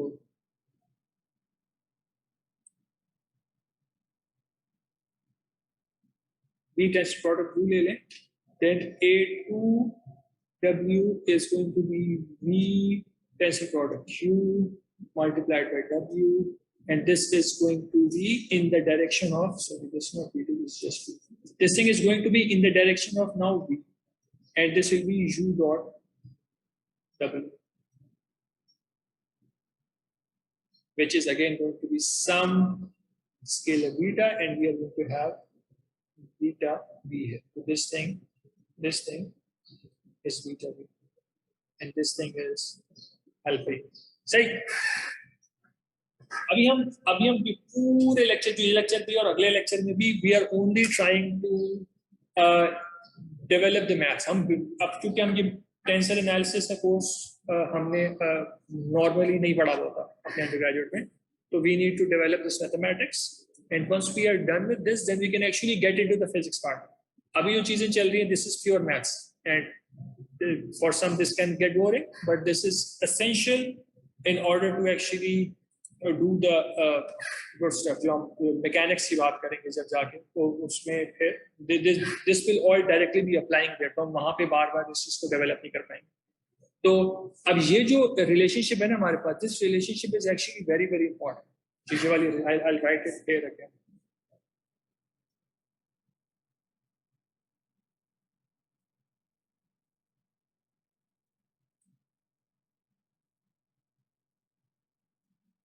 इसको हम अभी इनफैक्ट अगले ही जो हम बात करनी शुरू करेंगे उसके अंदर ही इसको हम अप्लाई करना शुरू कर देंगे, तो just keep this thing in mind. एक चीज तो होगी, दूसरी चीज के जो इसके कंपोनेंट्स क्या होंगे, that is also something we need to talk about. जो हमारे पास इसके जो कंपोनेंट्स होंगे ना, सिर्फ कंपोनेंट्स की बात करें, डायरेक्शंस की बात नहीं कर रहे, डायरेक्शंस की डायरेक्शंस होंगी, राइट। जो कंपोनेंट्स हमारे पास होंगे, फर्स्ट ऑफ ऑल कितने कंपोनेंट्स होंगे इस पूरे चीज के, थिंक अबाउट दिस। इसके 3 कंपोनेंट्स होंगे because this is still a vector, ठीक है। तो जो 3 कंपोनेंट्स होंगे हमारे पास, they are going to be something like this. अब देखें v डॉट w हो रहा है, v डॉट w मींस कि आपके पास it's v1 w1 plus v2 w2 plus v3 w3, ठीक है। तो अगर समेशन हो रही है 1 1 2 2 and 3 3, then essentially we are saying that this thing is vi wi, right? And then this thing is multiplying with this u, तो u का j है बस। i के ऊपर सम हो रहा है और u अलग है, तो जो आंसर आएगा वो u के कंपोनेंट्स के साथ चल रहा है, ठीक है। This thing is just scalar quantity, एक सिंगल स्केलर क्वांटिटी है, हर कंपोनेंट के साथ सेम स्केलर मल्टीप्लाई हो रहा है। और जो स्केलर्स यहाँ पे चले, पहले कंपोनेंट के लिए j की वैल्यू 1 हो जाएगी, दूसरे के लिए 2 हो जाएगी, तीसरे के लिए 3 हो जाएगी, ठीक है। i क्योंकि सम हो रहा है, i is a dummy index, i कोई कंपोनेंट जनरेट नहीं कर रहा बिकॉज i की वैल्यू तो सिर्फ सम शो कर रही है, ठीक है। 1 1 प्लस 2 2 प्लस 3 3 हो रहा है, तो the components are only coming through j, ठीक है। ये कंपोनेंट्स इस तरीके से लिखेंगे, 3 कंपोनेंट्स होंगे बिकॉज वेक्टर क्वांटिटी की बात हो रही है, राइट। तो इस आइडिया को यूज करके ना we can actually define the components of a tensor now, ठीक है। टेंसर के कंपोनेंट्स को हम डिफाइन कर सकते हैं और वो उस पे यही रिलेशनशिप यूज होगी, तो just keep this thing in mind. U tensor product v, अगर मैं एक टेंसर को w से मल्टीप्लाई करा रहा हूँ, देन w पे ऑपरेट करा रहा हूँ, better word would be this, then पहला वाला वेक्टर एज इट इज आ रहा है और दूसरा वेक्टर डॉट हो रहा है आपके जिस पे आप ऑपरेशन परफॉर्म कर रहे हैं, तो v डॉट w हो रहा है, वो पूरी चीज u से मल्टीप्लाई हो रहा है, सही। Just keep this thing in mind. तो अगर मुझे कंपोनेंट्स निकालने हैं तो what we will do is we will consider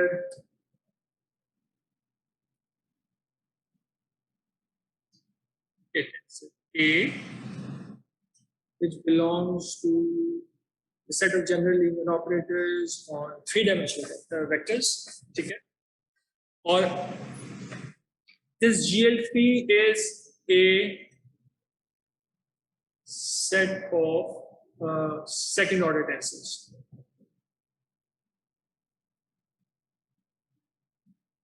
ठीक है।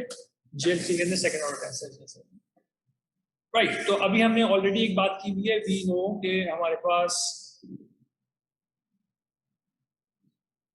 a जो भी होगा दैट इज गोइंग टू, अब मैं समेशन नोटेशन में ना पूरा वेक्टर लिखना चाह रहा हूँ, तो if you remember I just go back and I show you. तो हमने यहाँ पे क्या किया हुआ है, दिस इज 1 1 1 1 1 1 प्लस 1 2 1 2 प्लस 3 3 3 3, जहाँ पे और भी कंपोनेंट्स आ रहे होंगे। तो this essentially can be written something like this, and you practice by expanding this on your own. क्या हो रहा है, i के ऊपर भी सम हो रहा है और फिर हर सम j के ऊपर दोबारा सम हो रहा है, ठीक है। तो अगर मैं इसको i के ऊपर सम करूंगा तो I get 3 things added together, तो a1j e1 times ej, a2j e2 times ej, a3j e3 times ej, सही। 3 चीजें बन गई। और फिर हर एक जो मेरे पास समेशन के अंदर टर्म आ रही है वो j के ऊपर सम होगा, तो हर टर्म खुद से 3 3 टर्म्स जनरेट कर रही है, तो 3 टर्म्स जनरेट कर रही है, the total number of terms that are going to result would be 9, जो कि हमारे पास सेकंड ऑर्डर टेंसर के नंबर ऑफ कंपोनेंट्स हैं। तो this is simply how we can simply write a second order tensor. अब इस second order tensor को what I want to do, I just need to operate this thing. हम इसको, ये operator है ना, लीनियर ऑपरेटर में ऑन वेक्टर, तो हम इसको किसी लीनियर किसी भी ना वेक्टर से मल्टीप्लाई करा के उस पर ऑपरेशन परफॉर्म कर सकते हैं, ठीक है। Just as a side note, just remember कि अगर मेरे पास एक वेक्टर u हो, ठीक है, और मुझे u का कंपोनेंट निकालना है अलोंग E2, ठीक है, ये कंपोनेंट निकालना। How do we do that? हम u को डॉट कर देते हैं E2 के साथ, and this E2 could be anything, it does not need to be a basis vector, this could be any unit vector n। हम उसके साथ उसको डॉट करेंगे तो वो कंपोनेंट निकल के आ जाए, राइट। तो हमारे पास एसेंशियली क्या हो रहा होता है, हमारे पास ये हो रहा होता है कि let us in fact do this, this is good practice, so we can say E1 plus U2 plus U3 and we are dotting this with E2. Dot product is distributed, so we can simply say this is U1, E1 dot E2 plus U2, E2 dot E2 plus U3, E3 dot E2। सही है। हमने भी थोड़ी देर पहले बात की थी EI dot EJ results in delta IJ, तो U1 will be 1 2 है तो delta 1 2, U2 delta 2 2, U3 delta 3 3, सही है, सॉरी 2 3 2। Kronecker delta आ गया। Kronecker delta is only 1 when the basis, when the index are same, जब भी index different होते हैं इसकी वैल्यू 0 हो जाती है। Two है तो 1, तो the answer of this thing is simply 0, ठीक है। तो जब हम किसी भी वेक्टर को किसी यूनिट वेक्टर से डॉट करते हैं तो वो कंपोनेंट निकल के आ जाते हैं जो कि उस यूनिट वेक्टर के अलोंग हो, राइट। कुछ सिमिलर काम करने हैं for a tensor, but we know के टेंसर में 2 डायरेक्शंस इन्वॉल्व हैं, तो अभी तो हम सिर्फ एक डायरेक्शन के साथ काम चला रहे थे, अब हमें किसी कुछ 2 डायरेक्शंस के साथ डील करना पड़ेगा, ठीक है। वो 2 डायरेक्शंस हम किस तरीके से करते हैं, लेट्स जस्ट राइट दैट। तो इससे ये जो काम हमने वेक्टर के लिए किया हुआ है, इससे सिमिलर काम टेंसर के लिए करने की कोशिश करें, but of course things will change because 2 direction involve है। तो अगर हम इस ऑपरेटर को किसी भी यूनिट वेक्टर ई के साथ, ई के ऊपर ए को ऑपरेट करवाते, ठीक, तो ए इज ऑपरेटिंग ऑन ई, तो मुझे ए की एक्चुअल वैल्यू पता है, तो I can just plug in A which is aij ei tensor product j and this entire thing is operating on e, ठीक है। aij is just a scalar quantity, ये बात हम पहले भी कर चुके हैं। aij is just a magnitude, it is nothing else। तो यहाँ पे क्या काम हो रहा है, I'll just write it here, it is aij ei tensor product ej, this is operating on ek, and this is similar to what we report here। जब ei tensor product ej ek के ऊपर operate कर रहा होगा तो पहला वाला जो भी वेक्टर है वो वैसे ही रहेगा और दूसरा वाला वेक्टर डॉट हो जाएगा आपके बाहर वाले वेक्टर के साथ। तो this actually becomes aij is just a scalar, aij कुछ फर्क नहीं पड़ रहा, वो अपनी जगह पे है। पहला वाला वेक्टर वैसे ही रहेगा तो दूसरा वाला वेक्टर में डॉट हो जाएगा उसके साथ। This is j dot e, सही है। And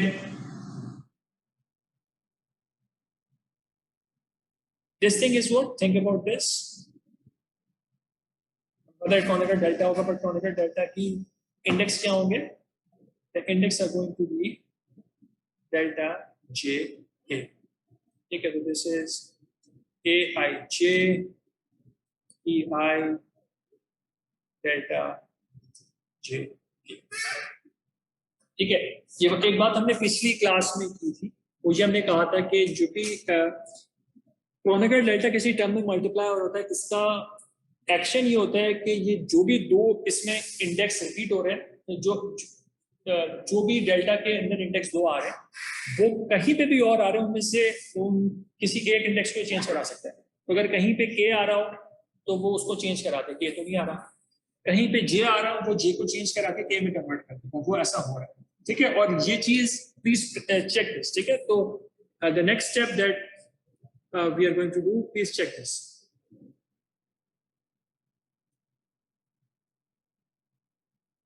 this thing is going to be equal to AI K EI. J is only J is changing to ये चेंज आ रहा है. अच्छा अच्छा, तो अब हमारे पास एक हमने क्या किया, हमने एक यूनिट वेक्टर से इसको ऑपरेट करवा लिया, ठीक है, बट हमें कुछ 2 यूनिट वेक्टर्स पे एक्शन लेना था, ठीक है. तो जो दूसरे यूनिट वेक्टर है उसको करने के लिए we need to dot this. तो हम करेंगे क्या, we are going to dot this with a unit vector. अब ये जो इंडेक्स चल रहे हैं ये I am just picking indexes which are unique, just that's only, ठीक है. ये मैंने जे लिया, जे लेने का पर्पस क्या था, जे लेने का पर्पस सिर्फ ये था कि यहाँ पे इस लास्ट एक्सप्रेशन में कोई जे नहीं है. आप इसको एल लेना चाहते हैं you can take it l, m लेना चाहते हैं एम ले लीजिए, डजंट रियली मैटर.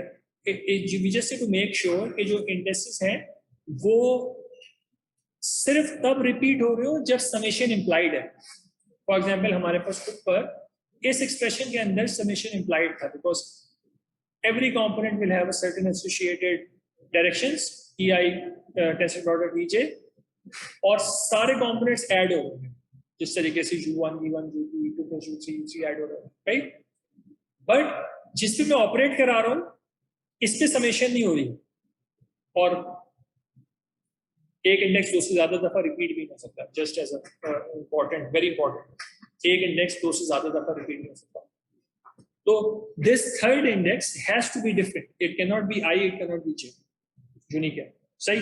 सिमिलरली हमारे पास जो फाइनल आंसर जहाँ पे अभी तक निकल के आया था, जब हमने A को ऑपरेट करवा दिया और B के, then this thing has indices I and K. तो जो मैं तीसरा इंडेक्स चूज करूंगा that has to be different from this. तो मैंने उसको J चूज कर लिया. That's the only reason that is going on. सही. डॉट कर लिया. This is aik. aik is just a component. This is not a vector, not a tensor. इस case में कोई हम अंडर बार ओवर बार ऑपरेशन नहीं कर रहे, सही. And let me just write it the left hand side first. So on the left hand side पहले aik and then we can do the same thing on the right hand side. Dot aik ei, right. Again, so if we see aik is simply a scalar quantity, तो aik पे dot product का कोई फर्क नहीं पड़ रहा. The only thing that is going on is this dot product. तो अब ये again 2 basis vectors हमारे जो हैं वो dot हो रहे हैं. This results in our very used Kronecker delta. तो हमारे पास Kronecker delta आ जाएगा. ij लिखनी, ji लिखते हैं, doesn't really matter. तो I'll just write it in the alphabetical sequence. ठीक है. इसमें order important नहीं. Order important होता है आपका permutation symbol.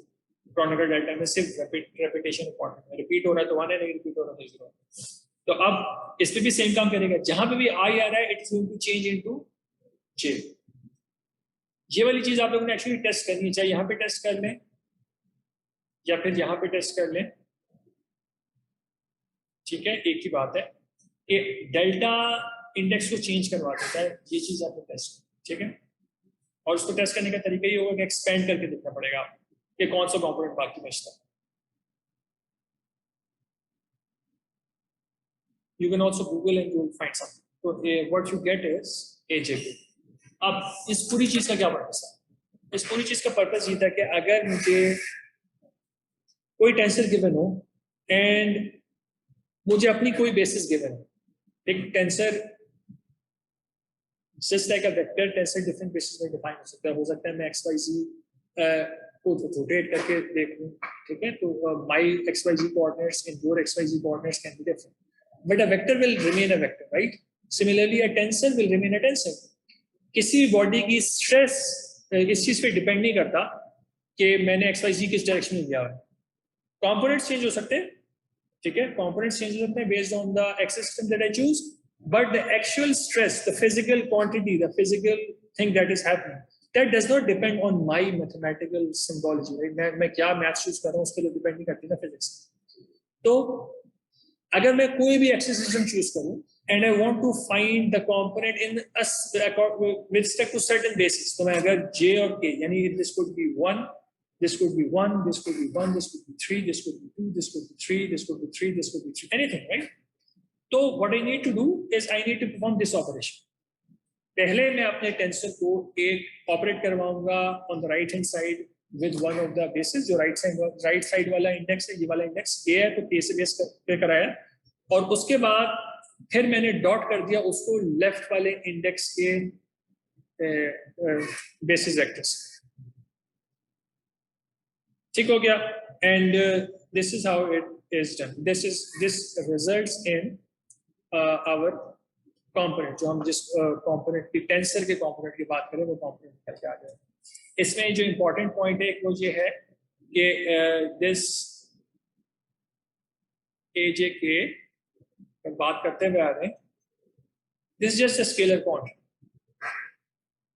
ठीक है, this is just a scalar quantity. This has no direction or anything associated with it. तो हम directly component, this is equivalent to what we write u1, u2, u3, ये उसका equivalent है. और तो ये a11 भी हो सकता है, a13 भी हो सकता है, a33 भी हो सकता है. ठीक है, ऑलराइट. 1.5 मिनट रह गया, तो इट वुड बी बेटर कि हम लोग let me just see. Okay, I can continue. तो थोड़ी सी चीज बिल्ड करते हैं, then when the time ends we can close and we can restart. ठीक है जी. तो होपफुली वाला पॉइंट समझ में आ गया होगा. There is I understand there is a lot of maths, but we have to go through this and I'll upload an assignment for you guys so that इस चीज की थोड़ी सी प्रैक्टिस भी हो जाए. ठीक है, जिसके अंदर यही आपकी हमारी बेसिक टेंसर्स की चीज होती है. आगे के असाइनमेंट्स में हम फिर अपनी मैकेनिक्स में इन्वॉल्व हो जाएंगे, but right now we are only dealing with the mathematics part of it. So I'll upload one assignment inshallah in the coming week, and please try to do that. Okay. So अब हम what we can do now is we can talk about some more components, but this time around let's talk about the components of the resulting vector. तो अगर मैं बोल रहा हूँ कि मैं ये ऑपरेशन परफॉर्म कर रहा हूँ a u, तो जो वेक्टर v बन रहा है उसके components क्या होंगे in terms of a and u. ठीक है, तो फॉर एग्जाम्पल vi क्या होगा, that's the job. ठीक है, तो let's do that, but time almost खत्म हो गया, तो it is better that we end this thing and we restart. ठीक है, तो please I'm ending this, please rejoin. Okay, let's continue. हमने बात क्या करनी है? हमने बात करनी है कि अगर हम ये ऑपरेशन परफॉर्म कर रहे हैं, यानी सेकंड ऑर्डर टेंसर को, एक सेकंड ऑर्डर टेंसर जो ऑपरेट कर रहा है on a vector u and the resultant vector is v. So what are the components of v in terms of the components of a and u? That's the job. ठीक है. So what we will do is we look at the ith component. ठीक है, तो we want to look at this. क्योंकि हम एक component की बात करेंगे, उससे हम पूरी सेंस डेवलप करेंगे. तो we want, अगर हमारे पास एक वेक्टर v है, तो उसका ith component कैसे? How do I get vi from the vector? We do the same thing that we did here. ये वाला जो हमने काम किया था, इस सेम काम हमने करना पड़ेगा. ठीक है, ये वाला जो काम हम कर रहे हैं, डॉट कर रहे थे, जो भी कंपोनेंट चाहिए था उसके बेसिस वेक्टर से डॉट कर रहे थे, ताकि मुझे आई वेक्टर चाहिए. I have done the exact same thing here as well. मैंने स्लाइड जो है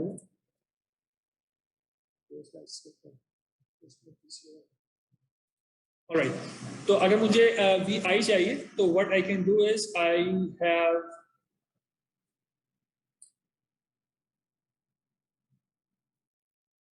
v dot ei. ठीक है ना, and this is going to give me the ith component. अब इसको हम इस तरह भी लिख सकते हैं, सिर्फ बिकॉज कम्यूटेटिव होता है, इससे कोई जो हमें फर्क नहीं पड़ेगा. तो ओनली डिफरेंस इज जो v को एक्सपेंड करना है, it is just better to have ei on the left hand side. हमें पता है डॉट प्रोडक्ट कम्यूटेटिव होता है, तो हम v डॉट ei करें या ei डॉट v करें, it's the exact same thing. सही है. तो we can now write v as a function of a and u. ठीक है, we can say that our v is a u, and we again are emphasizing कि यहाँ पे कोई operator show नहीं हो रहा, a खुद ऑपरेटर है, a itself is an operator. ठीक है ना. तो अब हम we are now in a position to actually write this A u as component system, जो हम ऑलरेडी बात कर चुके हैं। तो हमारे पास ई आई अपनी जगह एग्जिस्ट कर रहा है, उसको डॉट कर रहे हैं। ए को हमने लिखना है इन टर्म्स ऑफ इस कंपोनेंट्स एंड डायरेक्शन, तो यानी कि वो एक टेंसर प्रोडक्ट वाली नोटेशन में हमें इसको लिखना पड़ेगा। हमें कोई से ऐसे दो कंपोनेंट्स इंडेक्स यूज करने हैं जो आई से अलग है, क्योंकि अभी हम कोई समेशन इंप्लाई नहीं कर रहे हैं, हम यहाँ पे डॉट प्रोडक्ट को मेंटेन कर रहे हैं, अलग अलग वेक्टर्स और टेंसर्स चल रहे हैं। तो हमें ए को लिखना है, तो I am just going to use some other indexes j and k, ठीक है, जस्ट डिफरेंट। जे और के को खास चीज नहीं, जस्ट डिफरेंट फ्रॉम आई। और हमने क्या किया था, हमने कहा था कि इनके साथ में दो डायरेक्शंस एसोसिएटेड है और दोनों इंडेक्स रिपीट हो रहे होते हैं, तो in reality what is happening is this is the tensor A जो हम अभी बात कर रहे हैं, ठीक। उसके साथ में यू भी है। अब यू को कैसे लिखेंगे? यू को लिखने का वही तरीका होता है कि it's u1 e1 plus u2 e2 plus u3 e3, और इट्स ui ei, सही है, समेशन हो रहा है, बट आई यहाँ पे रिपीट है, तो we just need to use an index which is different from what is here. तो we'll use for example l. Again, the only significance of index l is it is different from ijk, और कोई significance नहीं। अच्छा जी, तो अब इसमें हमारे पास scalars क्या क्या है? इसमें हमारे पास ए जे के एक स्केलर है और यूएल की स्केलर, तो इनको तो we can just separate them out, इनका कोई रोल नहीं, ठीक है। तो अभी हम बेशक डॉट प्रोडक्ट से अलग ही रख लें, बट यहाँ पे रख लेते हैं these are just scalar quantities, they play no role in your tensor multiplication or dot products or anything like that. तब हमारे पास यहाँ पे जो चीज बाकी बची है, that is EJ tensor product EK, this is operating on EL, और ये चीज हमने बात की है, how do we write this thing? पहला वाला वेक्टर रिजर्व होता है, सेम रहता है, और दूसरा वेक्टर डॉट हो जाता है बाहर वाले वेक्टर से, तो this becomes EI dot AJK UL EJ and EK dot EL. Eventually, I'm going to stop writing this thing and I'll just write delta directly, but अभी हम इसको थोड़ा सा repeat करना बार बार। So we have EI dot delta JK UL EJ and this thing is delta KL. Delta का क्या role होता है? इंडेक्स चेंज करना है। आप कहीं पे एल आ रहा है, उसको जे में, उसको के में कन्वर्ट कर सकते हैं, यानी यू एल को यू के कर सकता हूँ, या कहीं पे के आ रहा है उसको मैं एल में कन्वर्ट कर सकता हूँ, बोथ आर करेक्ट, ठीक है। तो what I am going to do is I am going to change U to K, just you can try the other way around, you will end up with the exact same thing at the end, ठीक है। तो मैं ए जे के you के कर, and this thing is ई जे, ठीक है। अब इस पूरी चीज में क्या वेक्टर्स बाकी बचे? सिर्फ दो वेक्टर्स बाकी बचे हैं, ई आई और जे, दैट्स इट, ठीक। तो अगर मैं ई आई डॉट ई जे करूंगा तो अब मैं डायरेक्टली लिखा हूं, तो E I dot E J becomes delta I J, और डेल्टा आई जे का क्या रोल होगा? डेल्टा आई जे का रोल होगा मेरे पास इस I simply change j to i wherever it appears in only one place, ठीक है। एक जगह पे हमें कैसे चेंज करना है,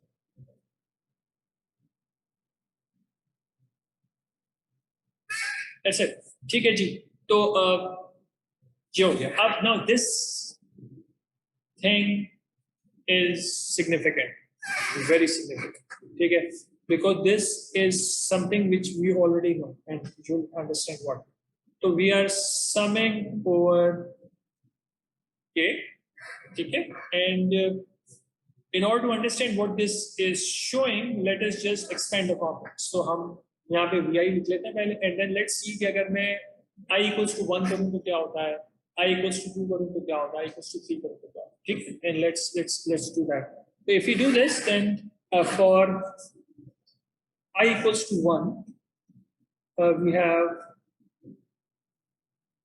v1 equals to a1k 2k, and we are summing over k, so it becomes a11 u1 plus a12 u2 plus A13U3. Similarly, I equals to 2 के लिए we are going to get U2 equal to A21U1 plus A22U2 plus A23U3, and I equals to 3 के लिए we are going to get U3 equal to A31U1 plus A32U2 plus A33U3. And now this thing should make sense to many of you directly. ठीक है, ये क्या चीज चल रही है? Yes, this is this thing.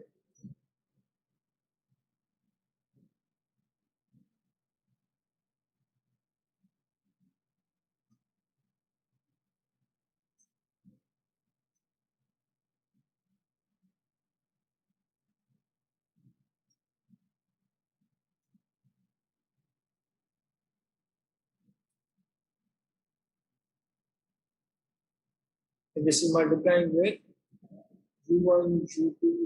तो अगर मैं कॉम्पोनेंट फॉर्म में देखूं तो what are we trying to highlight? We're trying to highlight क्या करना है कि सेकंड ऑर्डर टेंसर को एक वेक्टर U से मल्टीप्लाई करना, तो जो रिजल्टिंग वेक्टर है उसका जो आंसर आ रहा है it is simple matrix multiplication rule से आ रहा है. This is a matrix multiplication. तो आप पहली रो को पहले कॉलम से मल्टीप्लाई कर रहे हैं तो पहला एलिमेंट आ गया, दूसरी रो को पहले कॉलम से मल्टीप्लाई कर रहे हैं तो दूसरा एलिमेंट आ गया, और तीसरी रो को पहले कॉलम से मल्टीप्लाई कर रहे हैं तीसरा एलिमेंट आ गया. जो मैट्रिक्स मल्टीप्लिकेशन रूल है, ठीक है. This is very important because this simplifies our life. तो हमें सेकंड ऑर्डर टेंसेस और वेक्टर्स की मल्टीप्लिकेशन के लिए we don't need to do any special mathematics with tensor notation या industrial notation. We can simply make matrices of the components of the tensor, make a column vector of our vector, and उनको हम matrix rules से multiply करेंगे तो हमारे पास जो answer निकल के आएगा that will be the vector. And this came up organically. तो we should appreciate the fact कि हमने इसको matrix पे force नहीं किया. ठीक है, we started off with our generic tensor notation. ठीक है, और हमने यहाँ पे complete tensor rules देखे गए हैं, and what the answer was, this was the matrix multiplication.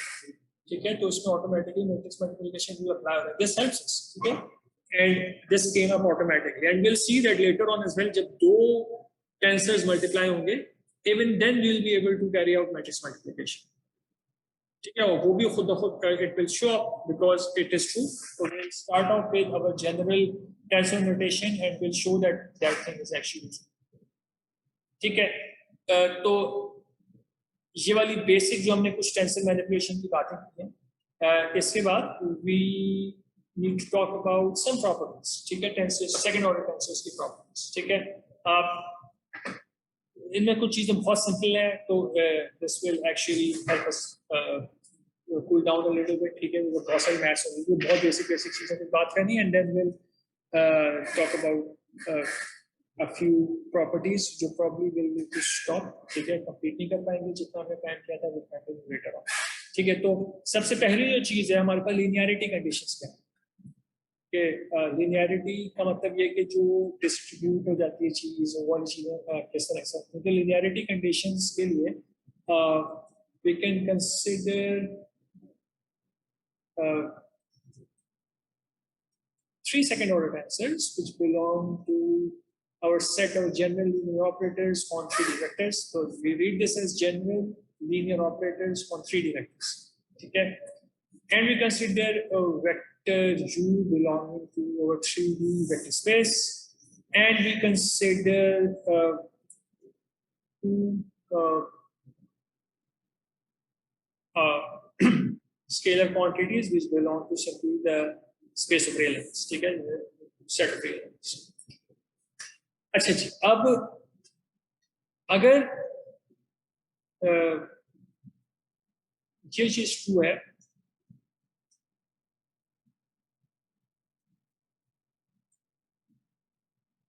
मैं खुद डिफाइन कर रहा हूँ, this is not coming from anywhere, I'm just defining this. Then the following is also true. तो अगर मैं C को ऑपरेट कराऊंगा U मेरा वेक्टर था, इसका मतलब है मैं इस पूरी चीज को ऑपरेट करा रहा हूँ on U, which basically means that I can distribute it over the summation.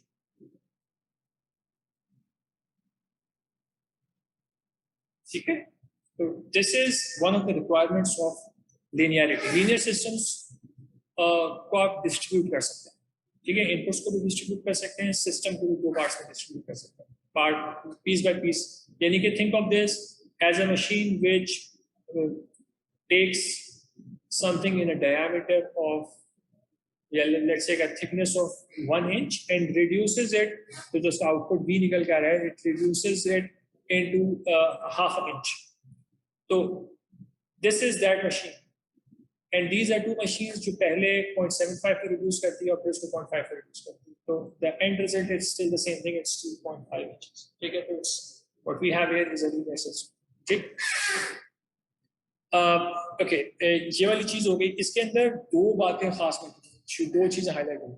एक डिस्ट्रीब्यूशन शो हो रही है ओवर सम, दूसरी चीज स्केलर मल्टीप्लिकेशन भी शो हो रही है. तो अगर आपका कोई स्केलर है जो आपके टेंसर से मल्टीप्लाई हो रहा है, इट इज पॉसिबल कि आप ये ऑपरेशन पहले परफॉर्म कर लें और फिर स्केलर से मल्टीप्लाई करते हैं. This is still 1%.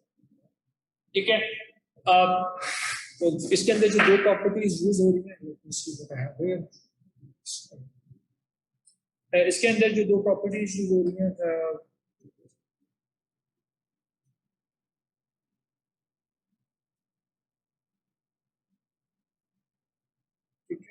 वो क्या है? एक है एडिशन ऑफ टेंसर्स की,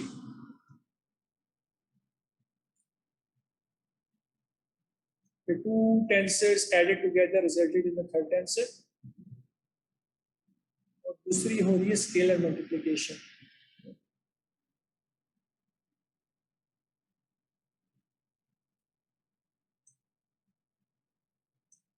ठीक है जी. तो यहाँ पे इस पॉइंट को होल्ड करते हैं. एक पॉइंट जो हमें बताना है वो ये यहाँ पे जो मेक करने की जरूरत है कि आपके जो टेंसर्स हैं, they essentially have the same mathematical properties as vectors when it comes to these properties.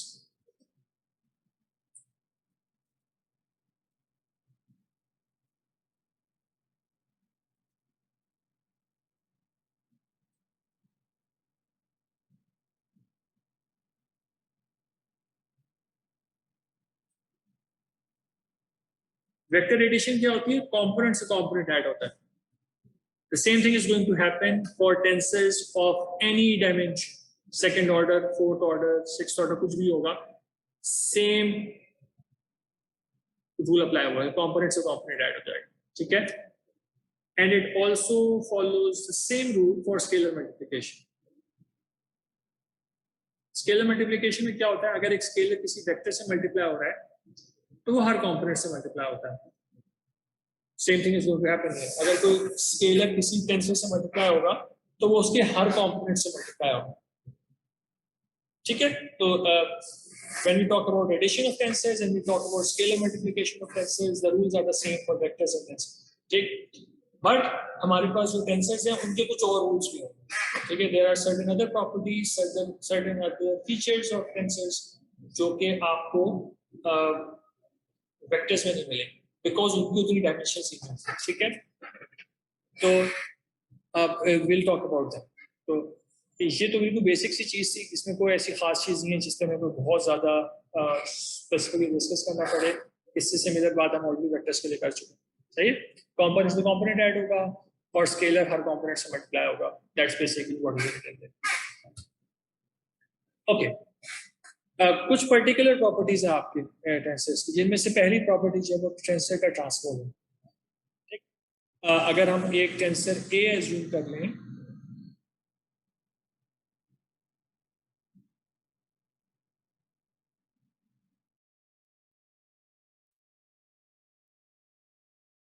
ठीक है, which belongs to our again GL3 space, और जो इसका the transpose of A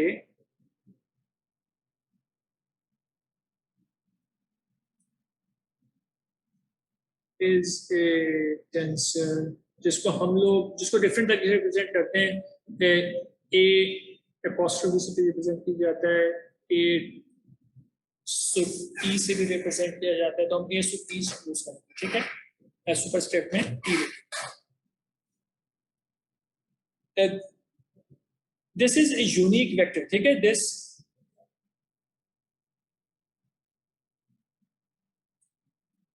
a unique vector with the following property. ठीक है, इसकी खास property है.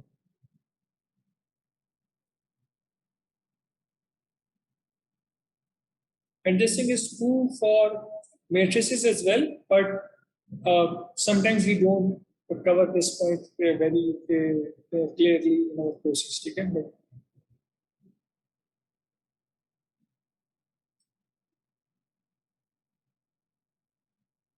तो अगर मेरे पास दो वेक्टर्स हो, ठीक है, u और v और दोनों जो हमारे वेक्टर्स हैं, तो हमारे पास v डॉट a ट्रांसपोज अगर मैं u कर रहा हूँ, ठीक है, this thing is going to be equal to u dot av. This is the problem कि अगर मैं ट्रांसपोज करता हूँ तो जो दो वेक्टर्स इससे मल्टीप्लाई हो रहे होते हैं, इनका सिर्फ ऑर्डर चेंज हो जाता है. And this is actually going to be very useful in defining the components. हमने कंपोनेंट्स ऑलरेडी डिफाइन किया है. तो अगर हम वेक्टर आपके टेंसर ए का आईजे कंपोनेंट निकालना चाह रहे हैं, फॉर एग्जांपल किसी भी वेक्टर का, किसी भी टेंसर का, तो हमारे पास हमें क्या करना पड़ेगा. Let's just quickly remember that.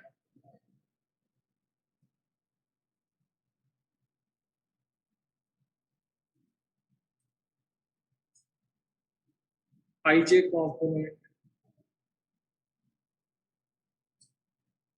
of A is ei dot A operated on ej. ठीक है, इससे मेरे को aij निकल के आ गया. सही.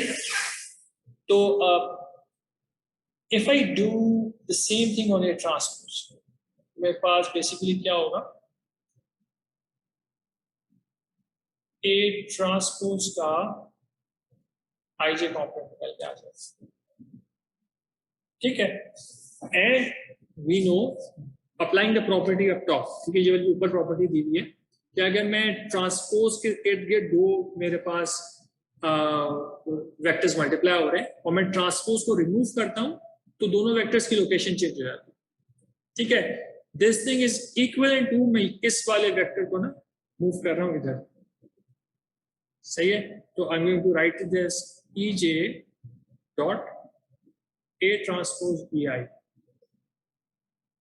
सही है, मैंने A का ट्रांसपोज रिमूव कर दिया और J और I की लोकेशंस को चेंज कर दिया.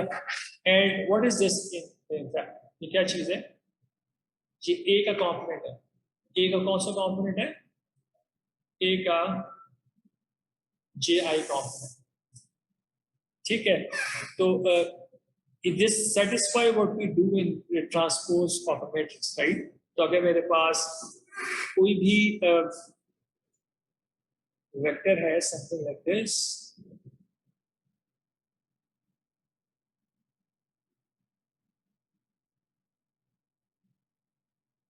we have something here, and if I transpose this thing is equivalent to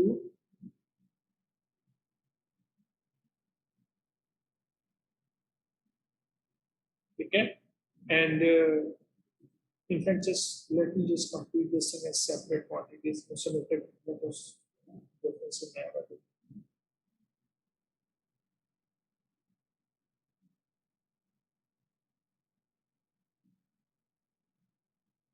This would be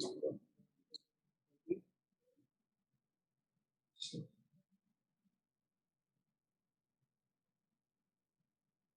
we have 2 1 and we have 3 1 and we have 1 2 and we have 2 2 and we have 2 3. Yeah. So this is 2 3 and this is 3 2. Symmetric खत्म करना पड़ेगा, otherwise it will not work. and this is 3 3, right? तो transpose में क्या हुआ है, i और j की सिर्फ लोकेशन चेंज हुई. This is the same thing that we do in matrices. ठीक, उसी चीज को हमने जो हमारे पास एक हम कंपोनेंट निकालने की कन्वेंशन यूज कर रहे हैं कि आप दोनों तरफ एक तरफ डॉट कर देते हैं और एक तरफ ऑपरेट करा देते हैं. ठीक है, तो आपके पास टेंसर का कंपोनेंट निकल गया. Same thing we can use and use a property of the transpose to prove कि हमारे पास ए ट्रांसपोज का जो आई जे कॉम्पोनेंट है वो ए का जी आई कॉम्पोनेंट होगा. यानी 1 2 component here is going to be the 2 1 component here. तो 1 2 component था, उसकी जगह पे 2 1 component था. अगर ये 2 2 है तो ये भी 2 2 है. अगर ये 2 3 है तो ये 3 2 होता है. तो 2 3 था, उसकी जगह पे 3 2. ठीक है, सिर्फ स्विच हो जाए components. That's what transpose is. ठीक है, ट्रांसपोज मैट्रिक्स ट्रांसपोज हमें पता है सेम चीज अप्लाई हो रही है, सेम रूल्स हैं सेकंड ऑर्डर टेंसर्स के लिए. अच्छा, आखिरी चीज हम देख लेते हैं, that is matrix multiplication and will stop after this. इसको हमने क्या करना है, we have to try and see कि हमारे पास अगर हम तीन अपने टेंसेस ले लें and we define C as equals to A B. ठीक है, if we define something like this, how do we define the components of C basically? ठीक है, तो C के क्या components बनेंगे in terms of the components of A and B. ठीक है, हमने already बात की हुई है cases A and B both can be written in terms of इनके जो components हैं वो matrices के फॉर्म में देख सकते हैं. तो C के components इन दोनों की मैट्रिक्स मल्टीप्लिकेशन से निकल के आएंगे, but we need to come up with that. ठीक है, we need to show that. तो उसके लिए let's look at the components. So हम लोग ये काम करते हैं कि हम C का आई जे कंपोनेंट देख लें. ठीक है, we will look at the I J component.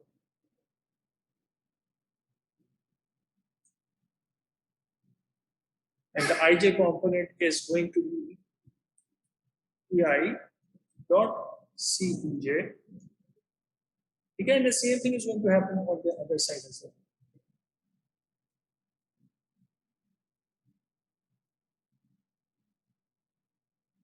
ठीक है, अभी हम लेफ्ट हैंड साइड को कुछ नहीं कर रहे. लेफ्ट हैंड साइड में पता है कि left hand side is actually going to be C I J. ठीक है, सी का आई जे कॉम्पोनेंट होगा. पिछली दो साइड्स में ऑलरेडी यूज किया हुआ है. राइट साइड पे what we are going to do is we are going to keep a separate for the moment और B को हम टेंसर फॉर्म में और फिर इंडिशियल नोटेशन में लिखना चाह रहे हैं. ठीक है, तो we want to write B as some components. ठीक है, तो हम B के लिए we can not use I and J. ठीक है, I J यूज कर सकते हैं, we use something else. So I am using L and M here. सही, and we will say this is EL tensor product M and this entire thing is operating on J. And we can then write this thing. तो हमारे पास BLM is just a scalar quantity. बात करने का मकसद ये है कि हम ये चीज को reinforce करें. ठीक है, BLM is just a scalar quantity. जब ये टेंसर प्रोडक्ट डायड जो ये EL टेंसर प्रोडक्ट EM है, जब ये ऑपरेट होगा EJ के ऊपर तो आंसर आएगा EL will remain the same and EM will dot with EJ. और जब EM डॉट PJ होगा तो the result will be delta MJ. Hopefully this point is clear. मैंने डायरेक्टली किया, but hopefully this point is clear. Then what else do we have? We have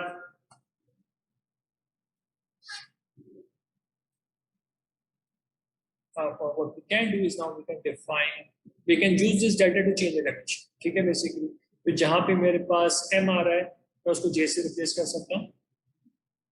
ठीक है, या यहाँ पे J आ रहा था उसको मैं M से रिप्लेस कर सकता, बट J और कहीं पे भी नहीं आ रहा तो we just will replace the M that is coming up with J. तो ये हो जाएगा TI dot A B L J E L. ठीक है, अब BLJ एक स्केलर क्वांटिटी है, राइट?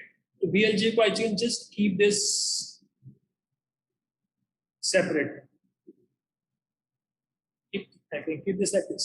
और फिर see what is remaining here. And we now know what this thing means. What does this mean? This is a component of A. And which component of A? This component is AIL.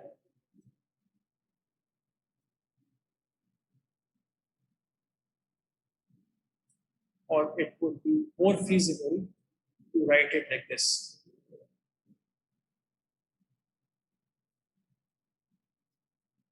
Again, sum is implied, okay? And the sum is implied on the inner dimensions, okay? So I want you to try and expand this thing at least for one I and j, ठीक है? क्योंकि I और j दोनों independent हैं, तो जैसे पिछले पहले हमने वेक्टर की में किया था ना, हमने क्या किया था वेक्टर के लिए? We just said I equals to 1, saw what is happening, I equals to क्या हो रहा है, I equals to 3 में क्या हो रहा है. अब हमारे पास I और j दोनों इंडिपेंडेंट है. इसका मतलब है I की भी कोई वैल्यू सेट करनी पड़ेगी और j की भी कोई वैल्यू सेट करनी पड़ेगी, ठीक है? And when we do that, तो आपको I equals to 1, j equals to 1 में कोई ना कोई आंसर मिल रहा होगा. Similarly, I equals to 1, j equals to 3 में कोई ना कोई आंसर मिल रहा होगा. इससे I equals to 3, j equals to 3 में कोई ना कोई आंसर मिल रहा है. ठीक है, 9 आंसर्स मिल रहा है. And what the point is of this entire thing कि ये जो चीज यहाँ पे शो हो रही है ना, this thing is actually the industrial notation of matrix multiplication, which again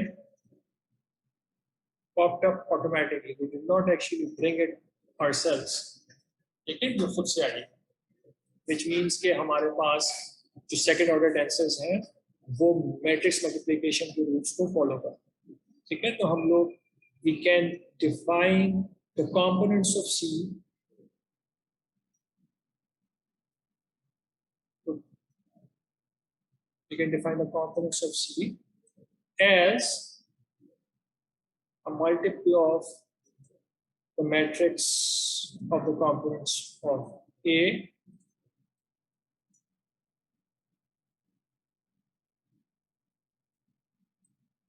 multiplied by the matrix of the components of B.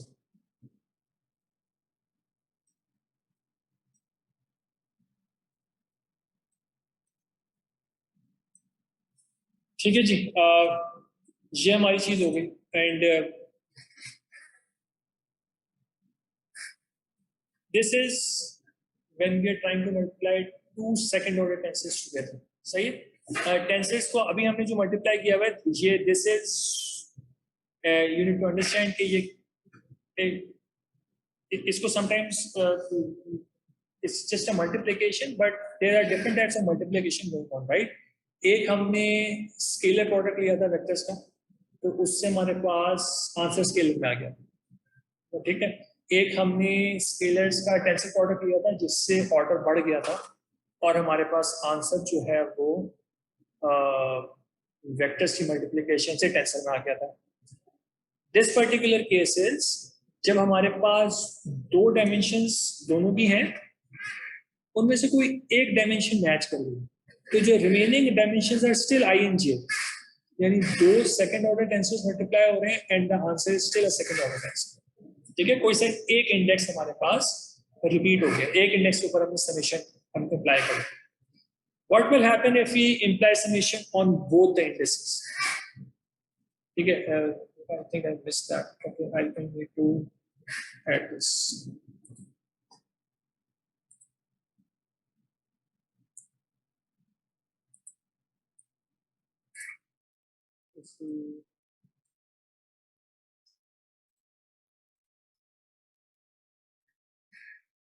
Okay, we are talking about scalar product,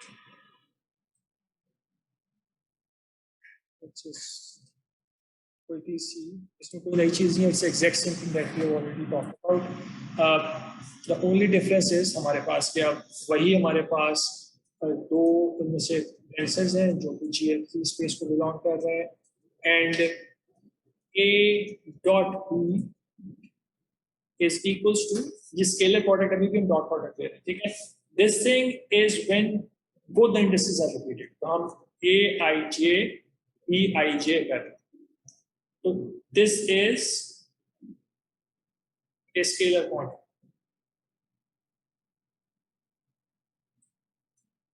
ठीक है, तो हमने अब डिफरेंट टाइप की मल्टीप्लिकेशंस देखी है। एक जो स्केलर प्रोडक्ट है, it is the same thing जो कि आपका वेक्टर्स में है और आपका टेंसेस में। सेम कंपोनेंट्स मल्टीप्लाई होते हैं आपस में और सारे कंपोनेंट्स ऐड हो जाते हैं। तो जैसे u डॉट v में u1 v1 plus u2 v2 plus u3 v3 होता है, इस पर्टिकुलर केस में क्या होगा, a11 v11 plus a12 v12 plus A13, B13, right? And this will go on till A33, B33. ठीक है, सारे सेम इंडेक्स वाले कंपोनेंट्स ऐड हो रहे हैं, मल्टीप्लाई हो रहे हैं और फिर आपस में ऐड हो रहे हैं, and the result is just a scalar quantity. ठीक, तो this results in a scalar quantity basically, तो रियल नंबर आ रहा होगा। ठीक हो गया, यहाँ पे हम स्टॉप कर रहे हैं। अभी तक की जो आज हमने डिस्कशन की है उसमें कोई क्वेश्चन हो तो please stop me and ask, and yeah, next time around we'll continue talking about tensors a little bit more, and hopefully in the next session we can start talking about kinematics as well. Hopefully, again, just hoping we can do that.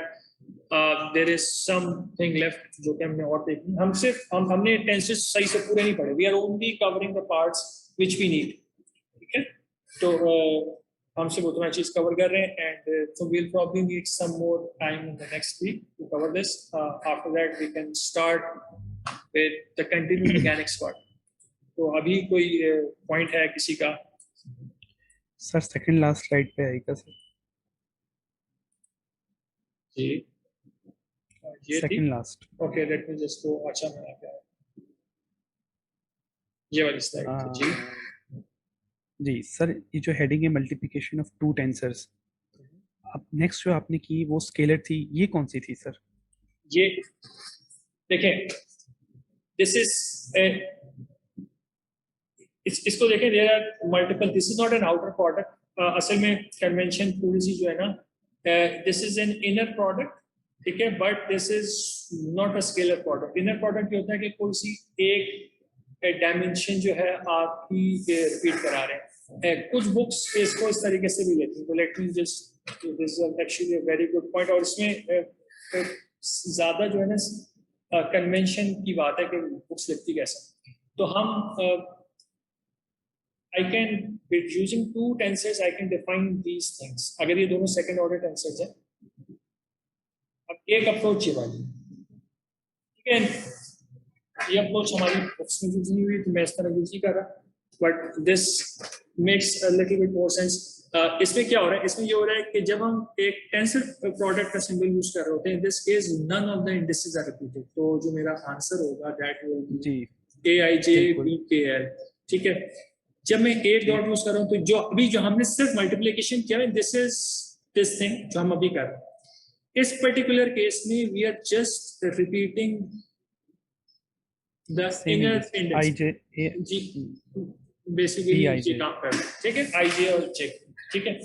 और this is जिसको हम contraction कह रहे हैं, इसको कुछ जगहों पे डबल कॉन्ट्रैक्शन कहा जाता है और इसको single contraction. This is sometimes called a single contraction, या आप सिंगल इंडेक्स रिपीट करा रहे हैं, and this is called a double contraction. But जो कन्वेंशन अभी हम यूज कर रहे हैं, this is known as a contraction, जिसको हम इसको इस तरह लिख रहे हैं, दिस इज आवर कन्वेंशन। इस केस में दोनों इंडेक्स रिपीट हो रहे हैं, ठीक है। तो जो काम हम कह रहे हैं इसको सिंगल कंट्रैक्शन भी कहते हैं, इसको इनर प्रोडक्ट भी कह सकते हैं। असल जो पॉइंट है जो हमने इसमें समझना है वो ये है कि हमारी कन्वेंशन में अगर यहाँ पे कोई हम स्पेसिफाई सिंबल नहीं कर रहे, that means only one of the index is being repeated. But specify नहीं करे तो one of the index is repeating. जी जी, अगर हम यहाँ पे कोई ऑपरेटर स्पेसिफाई नहीं कर रहे, अगर हम यहाँ पे टेंसर प्रोडक्ट का सिंबल बना रहे हैं, इसका मतलब है कोई इंडेक्स रिपीट नहीं हो रहा। तो two second order tensor multiplied together using the tensor product symbol, वो फोर्थ ऑर्डर टेंसर जनरेट कर देंगे। वो आएगा, this will come up when we start talking about elasticity and such, वो चीज पूरी आएगी। तो हम 2 सेकंड ऑर्डर टेंसर को मल्टीप्लाई करके एक फोर्थ ऑर्डर टेंसर जनरेट कर सकते हैं। अगर इसमें यहाँ पे मैं डॉट, हमारी कन्वेंशन के मुताबिक अगर हम यहाँ पे डॉट प्रोड्यूस कर रहे हैं, that is a contraction, that is a scalar product. Dot is behaving the same way जिस तरीके से हमारा वेक्टर का डॉट बिहेव करता है। सारे कंपोनेंट्स सेम इंडेक्स वाले मल्टीप्लाई हो रहे हैं और ऐड हो रहे हैं, ठीक है, हमारी जो कन्वेंशन। ठीक है, hopefully this answers your question कि अगर हम यहाँ पे कोई स्पेसिफाई ऑपरेटर नहीं कर रहे, then only one of the inner जो हमारा इंडेक्स है वो रिपीट हो रहा है। ठीक है सर, आंसर तो हो गया, बस सर रिक्वेस्ट ये थी कि अगर एक और स्लाइड ऐड हो जाती, ये समराइज कर देती जो अभी आपने सारी समराइज की है ना। मैं कर देता हूँ, ठीक है, thank you sir. I do that. Okay, सही हो गया। और कोई पॉइंट? बस ऑलराइट देन, ठीक है, तो अगर कोई और पॉइंट नहीं है तो विल स्टॉप। मैं कोशिश करता हूँ इंशाल्लाह इसको कल, I will try to upload because I believe right now ये ऑफिस वाला कंप्यूटर नहीं होगा, तो मैं कल इंशाल्लाह वीडियो अपलोड कर दूंगा। Slides I am going to try and upload today, ठीक है, and that's it, thank you very much. Assignment इंशाल्लाह आई ट्राई टू सी कि मैं इस वीक में असाइनमेंट जो है आप लोगों को दे दूँ, which will help you work out this thing। और मैं कुछ एडिशनल बुक्स अपलोड कर दूंगा, I'll specify कि उसमें से क्या चीज आप लोगों ने स्पेसिफिकली देखनी है, just to practice this industrial notation stuff, ठीक है। थैंक यू वेरी मच, अस्सलाम वालेकुम।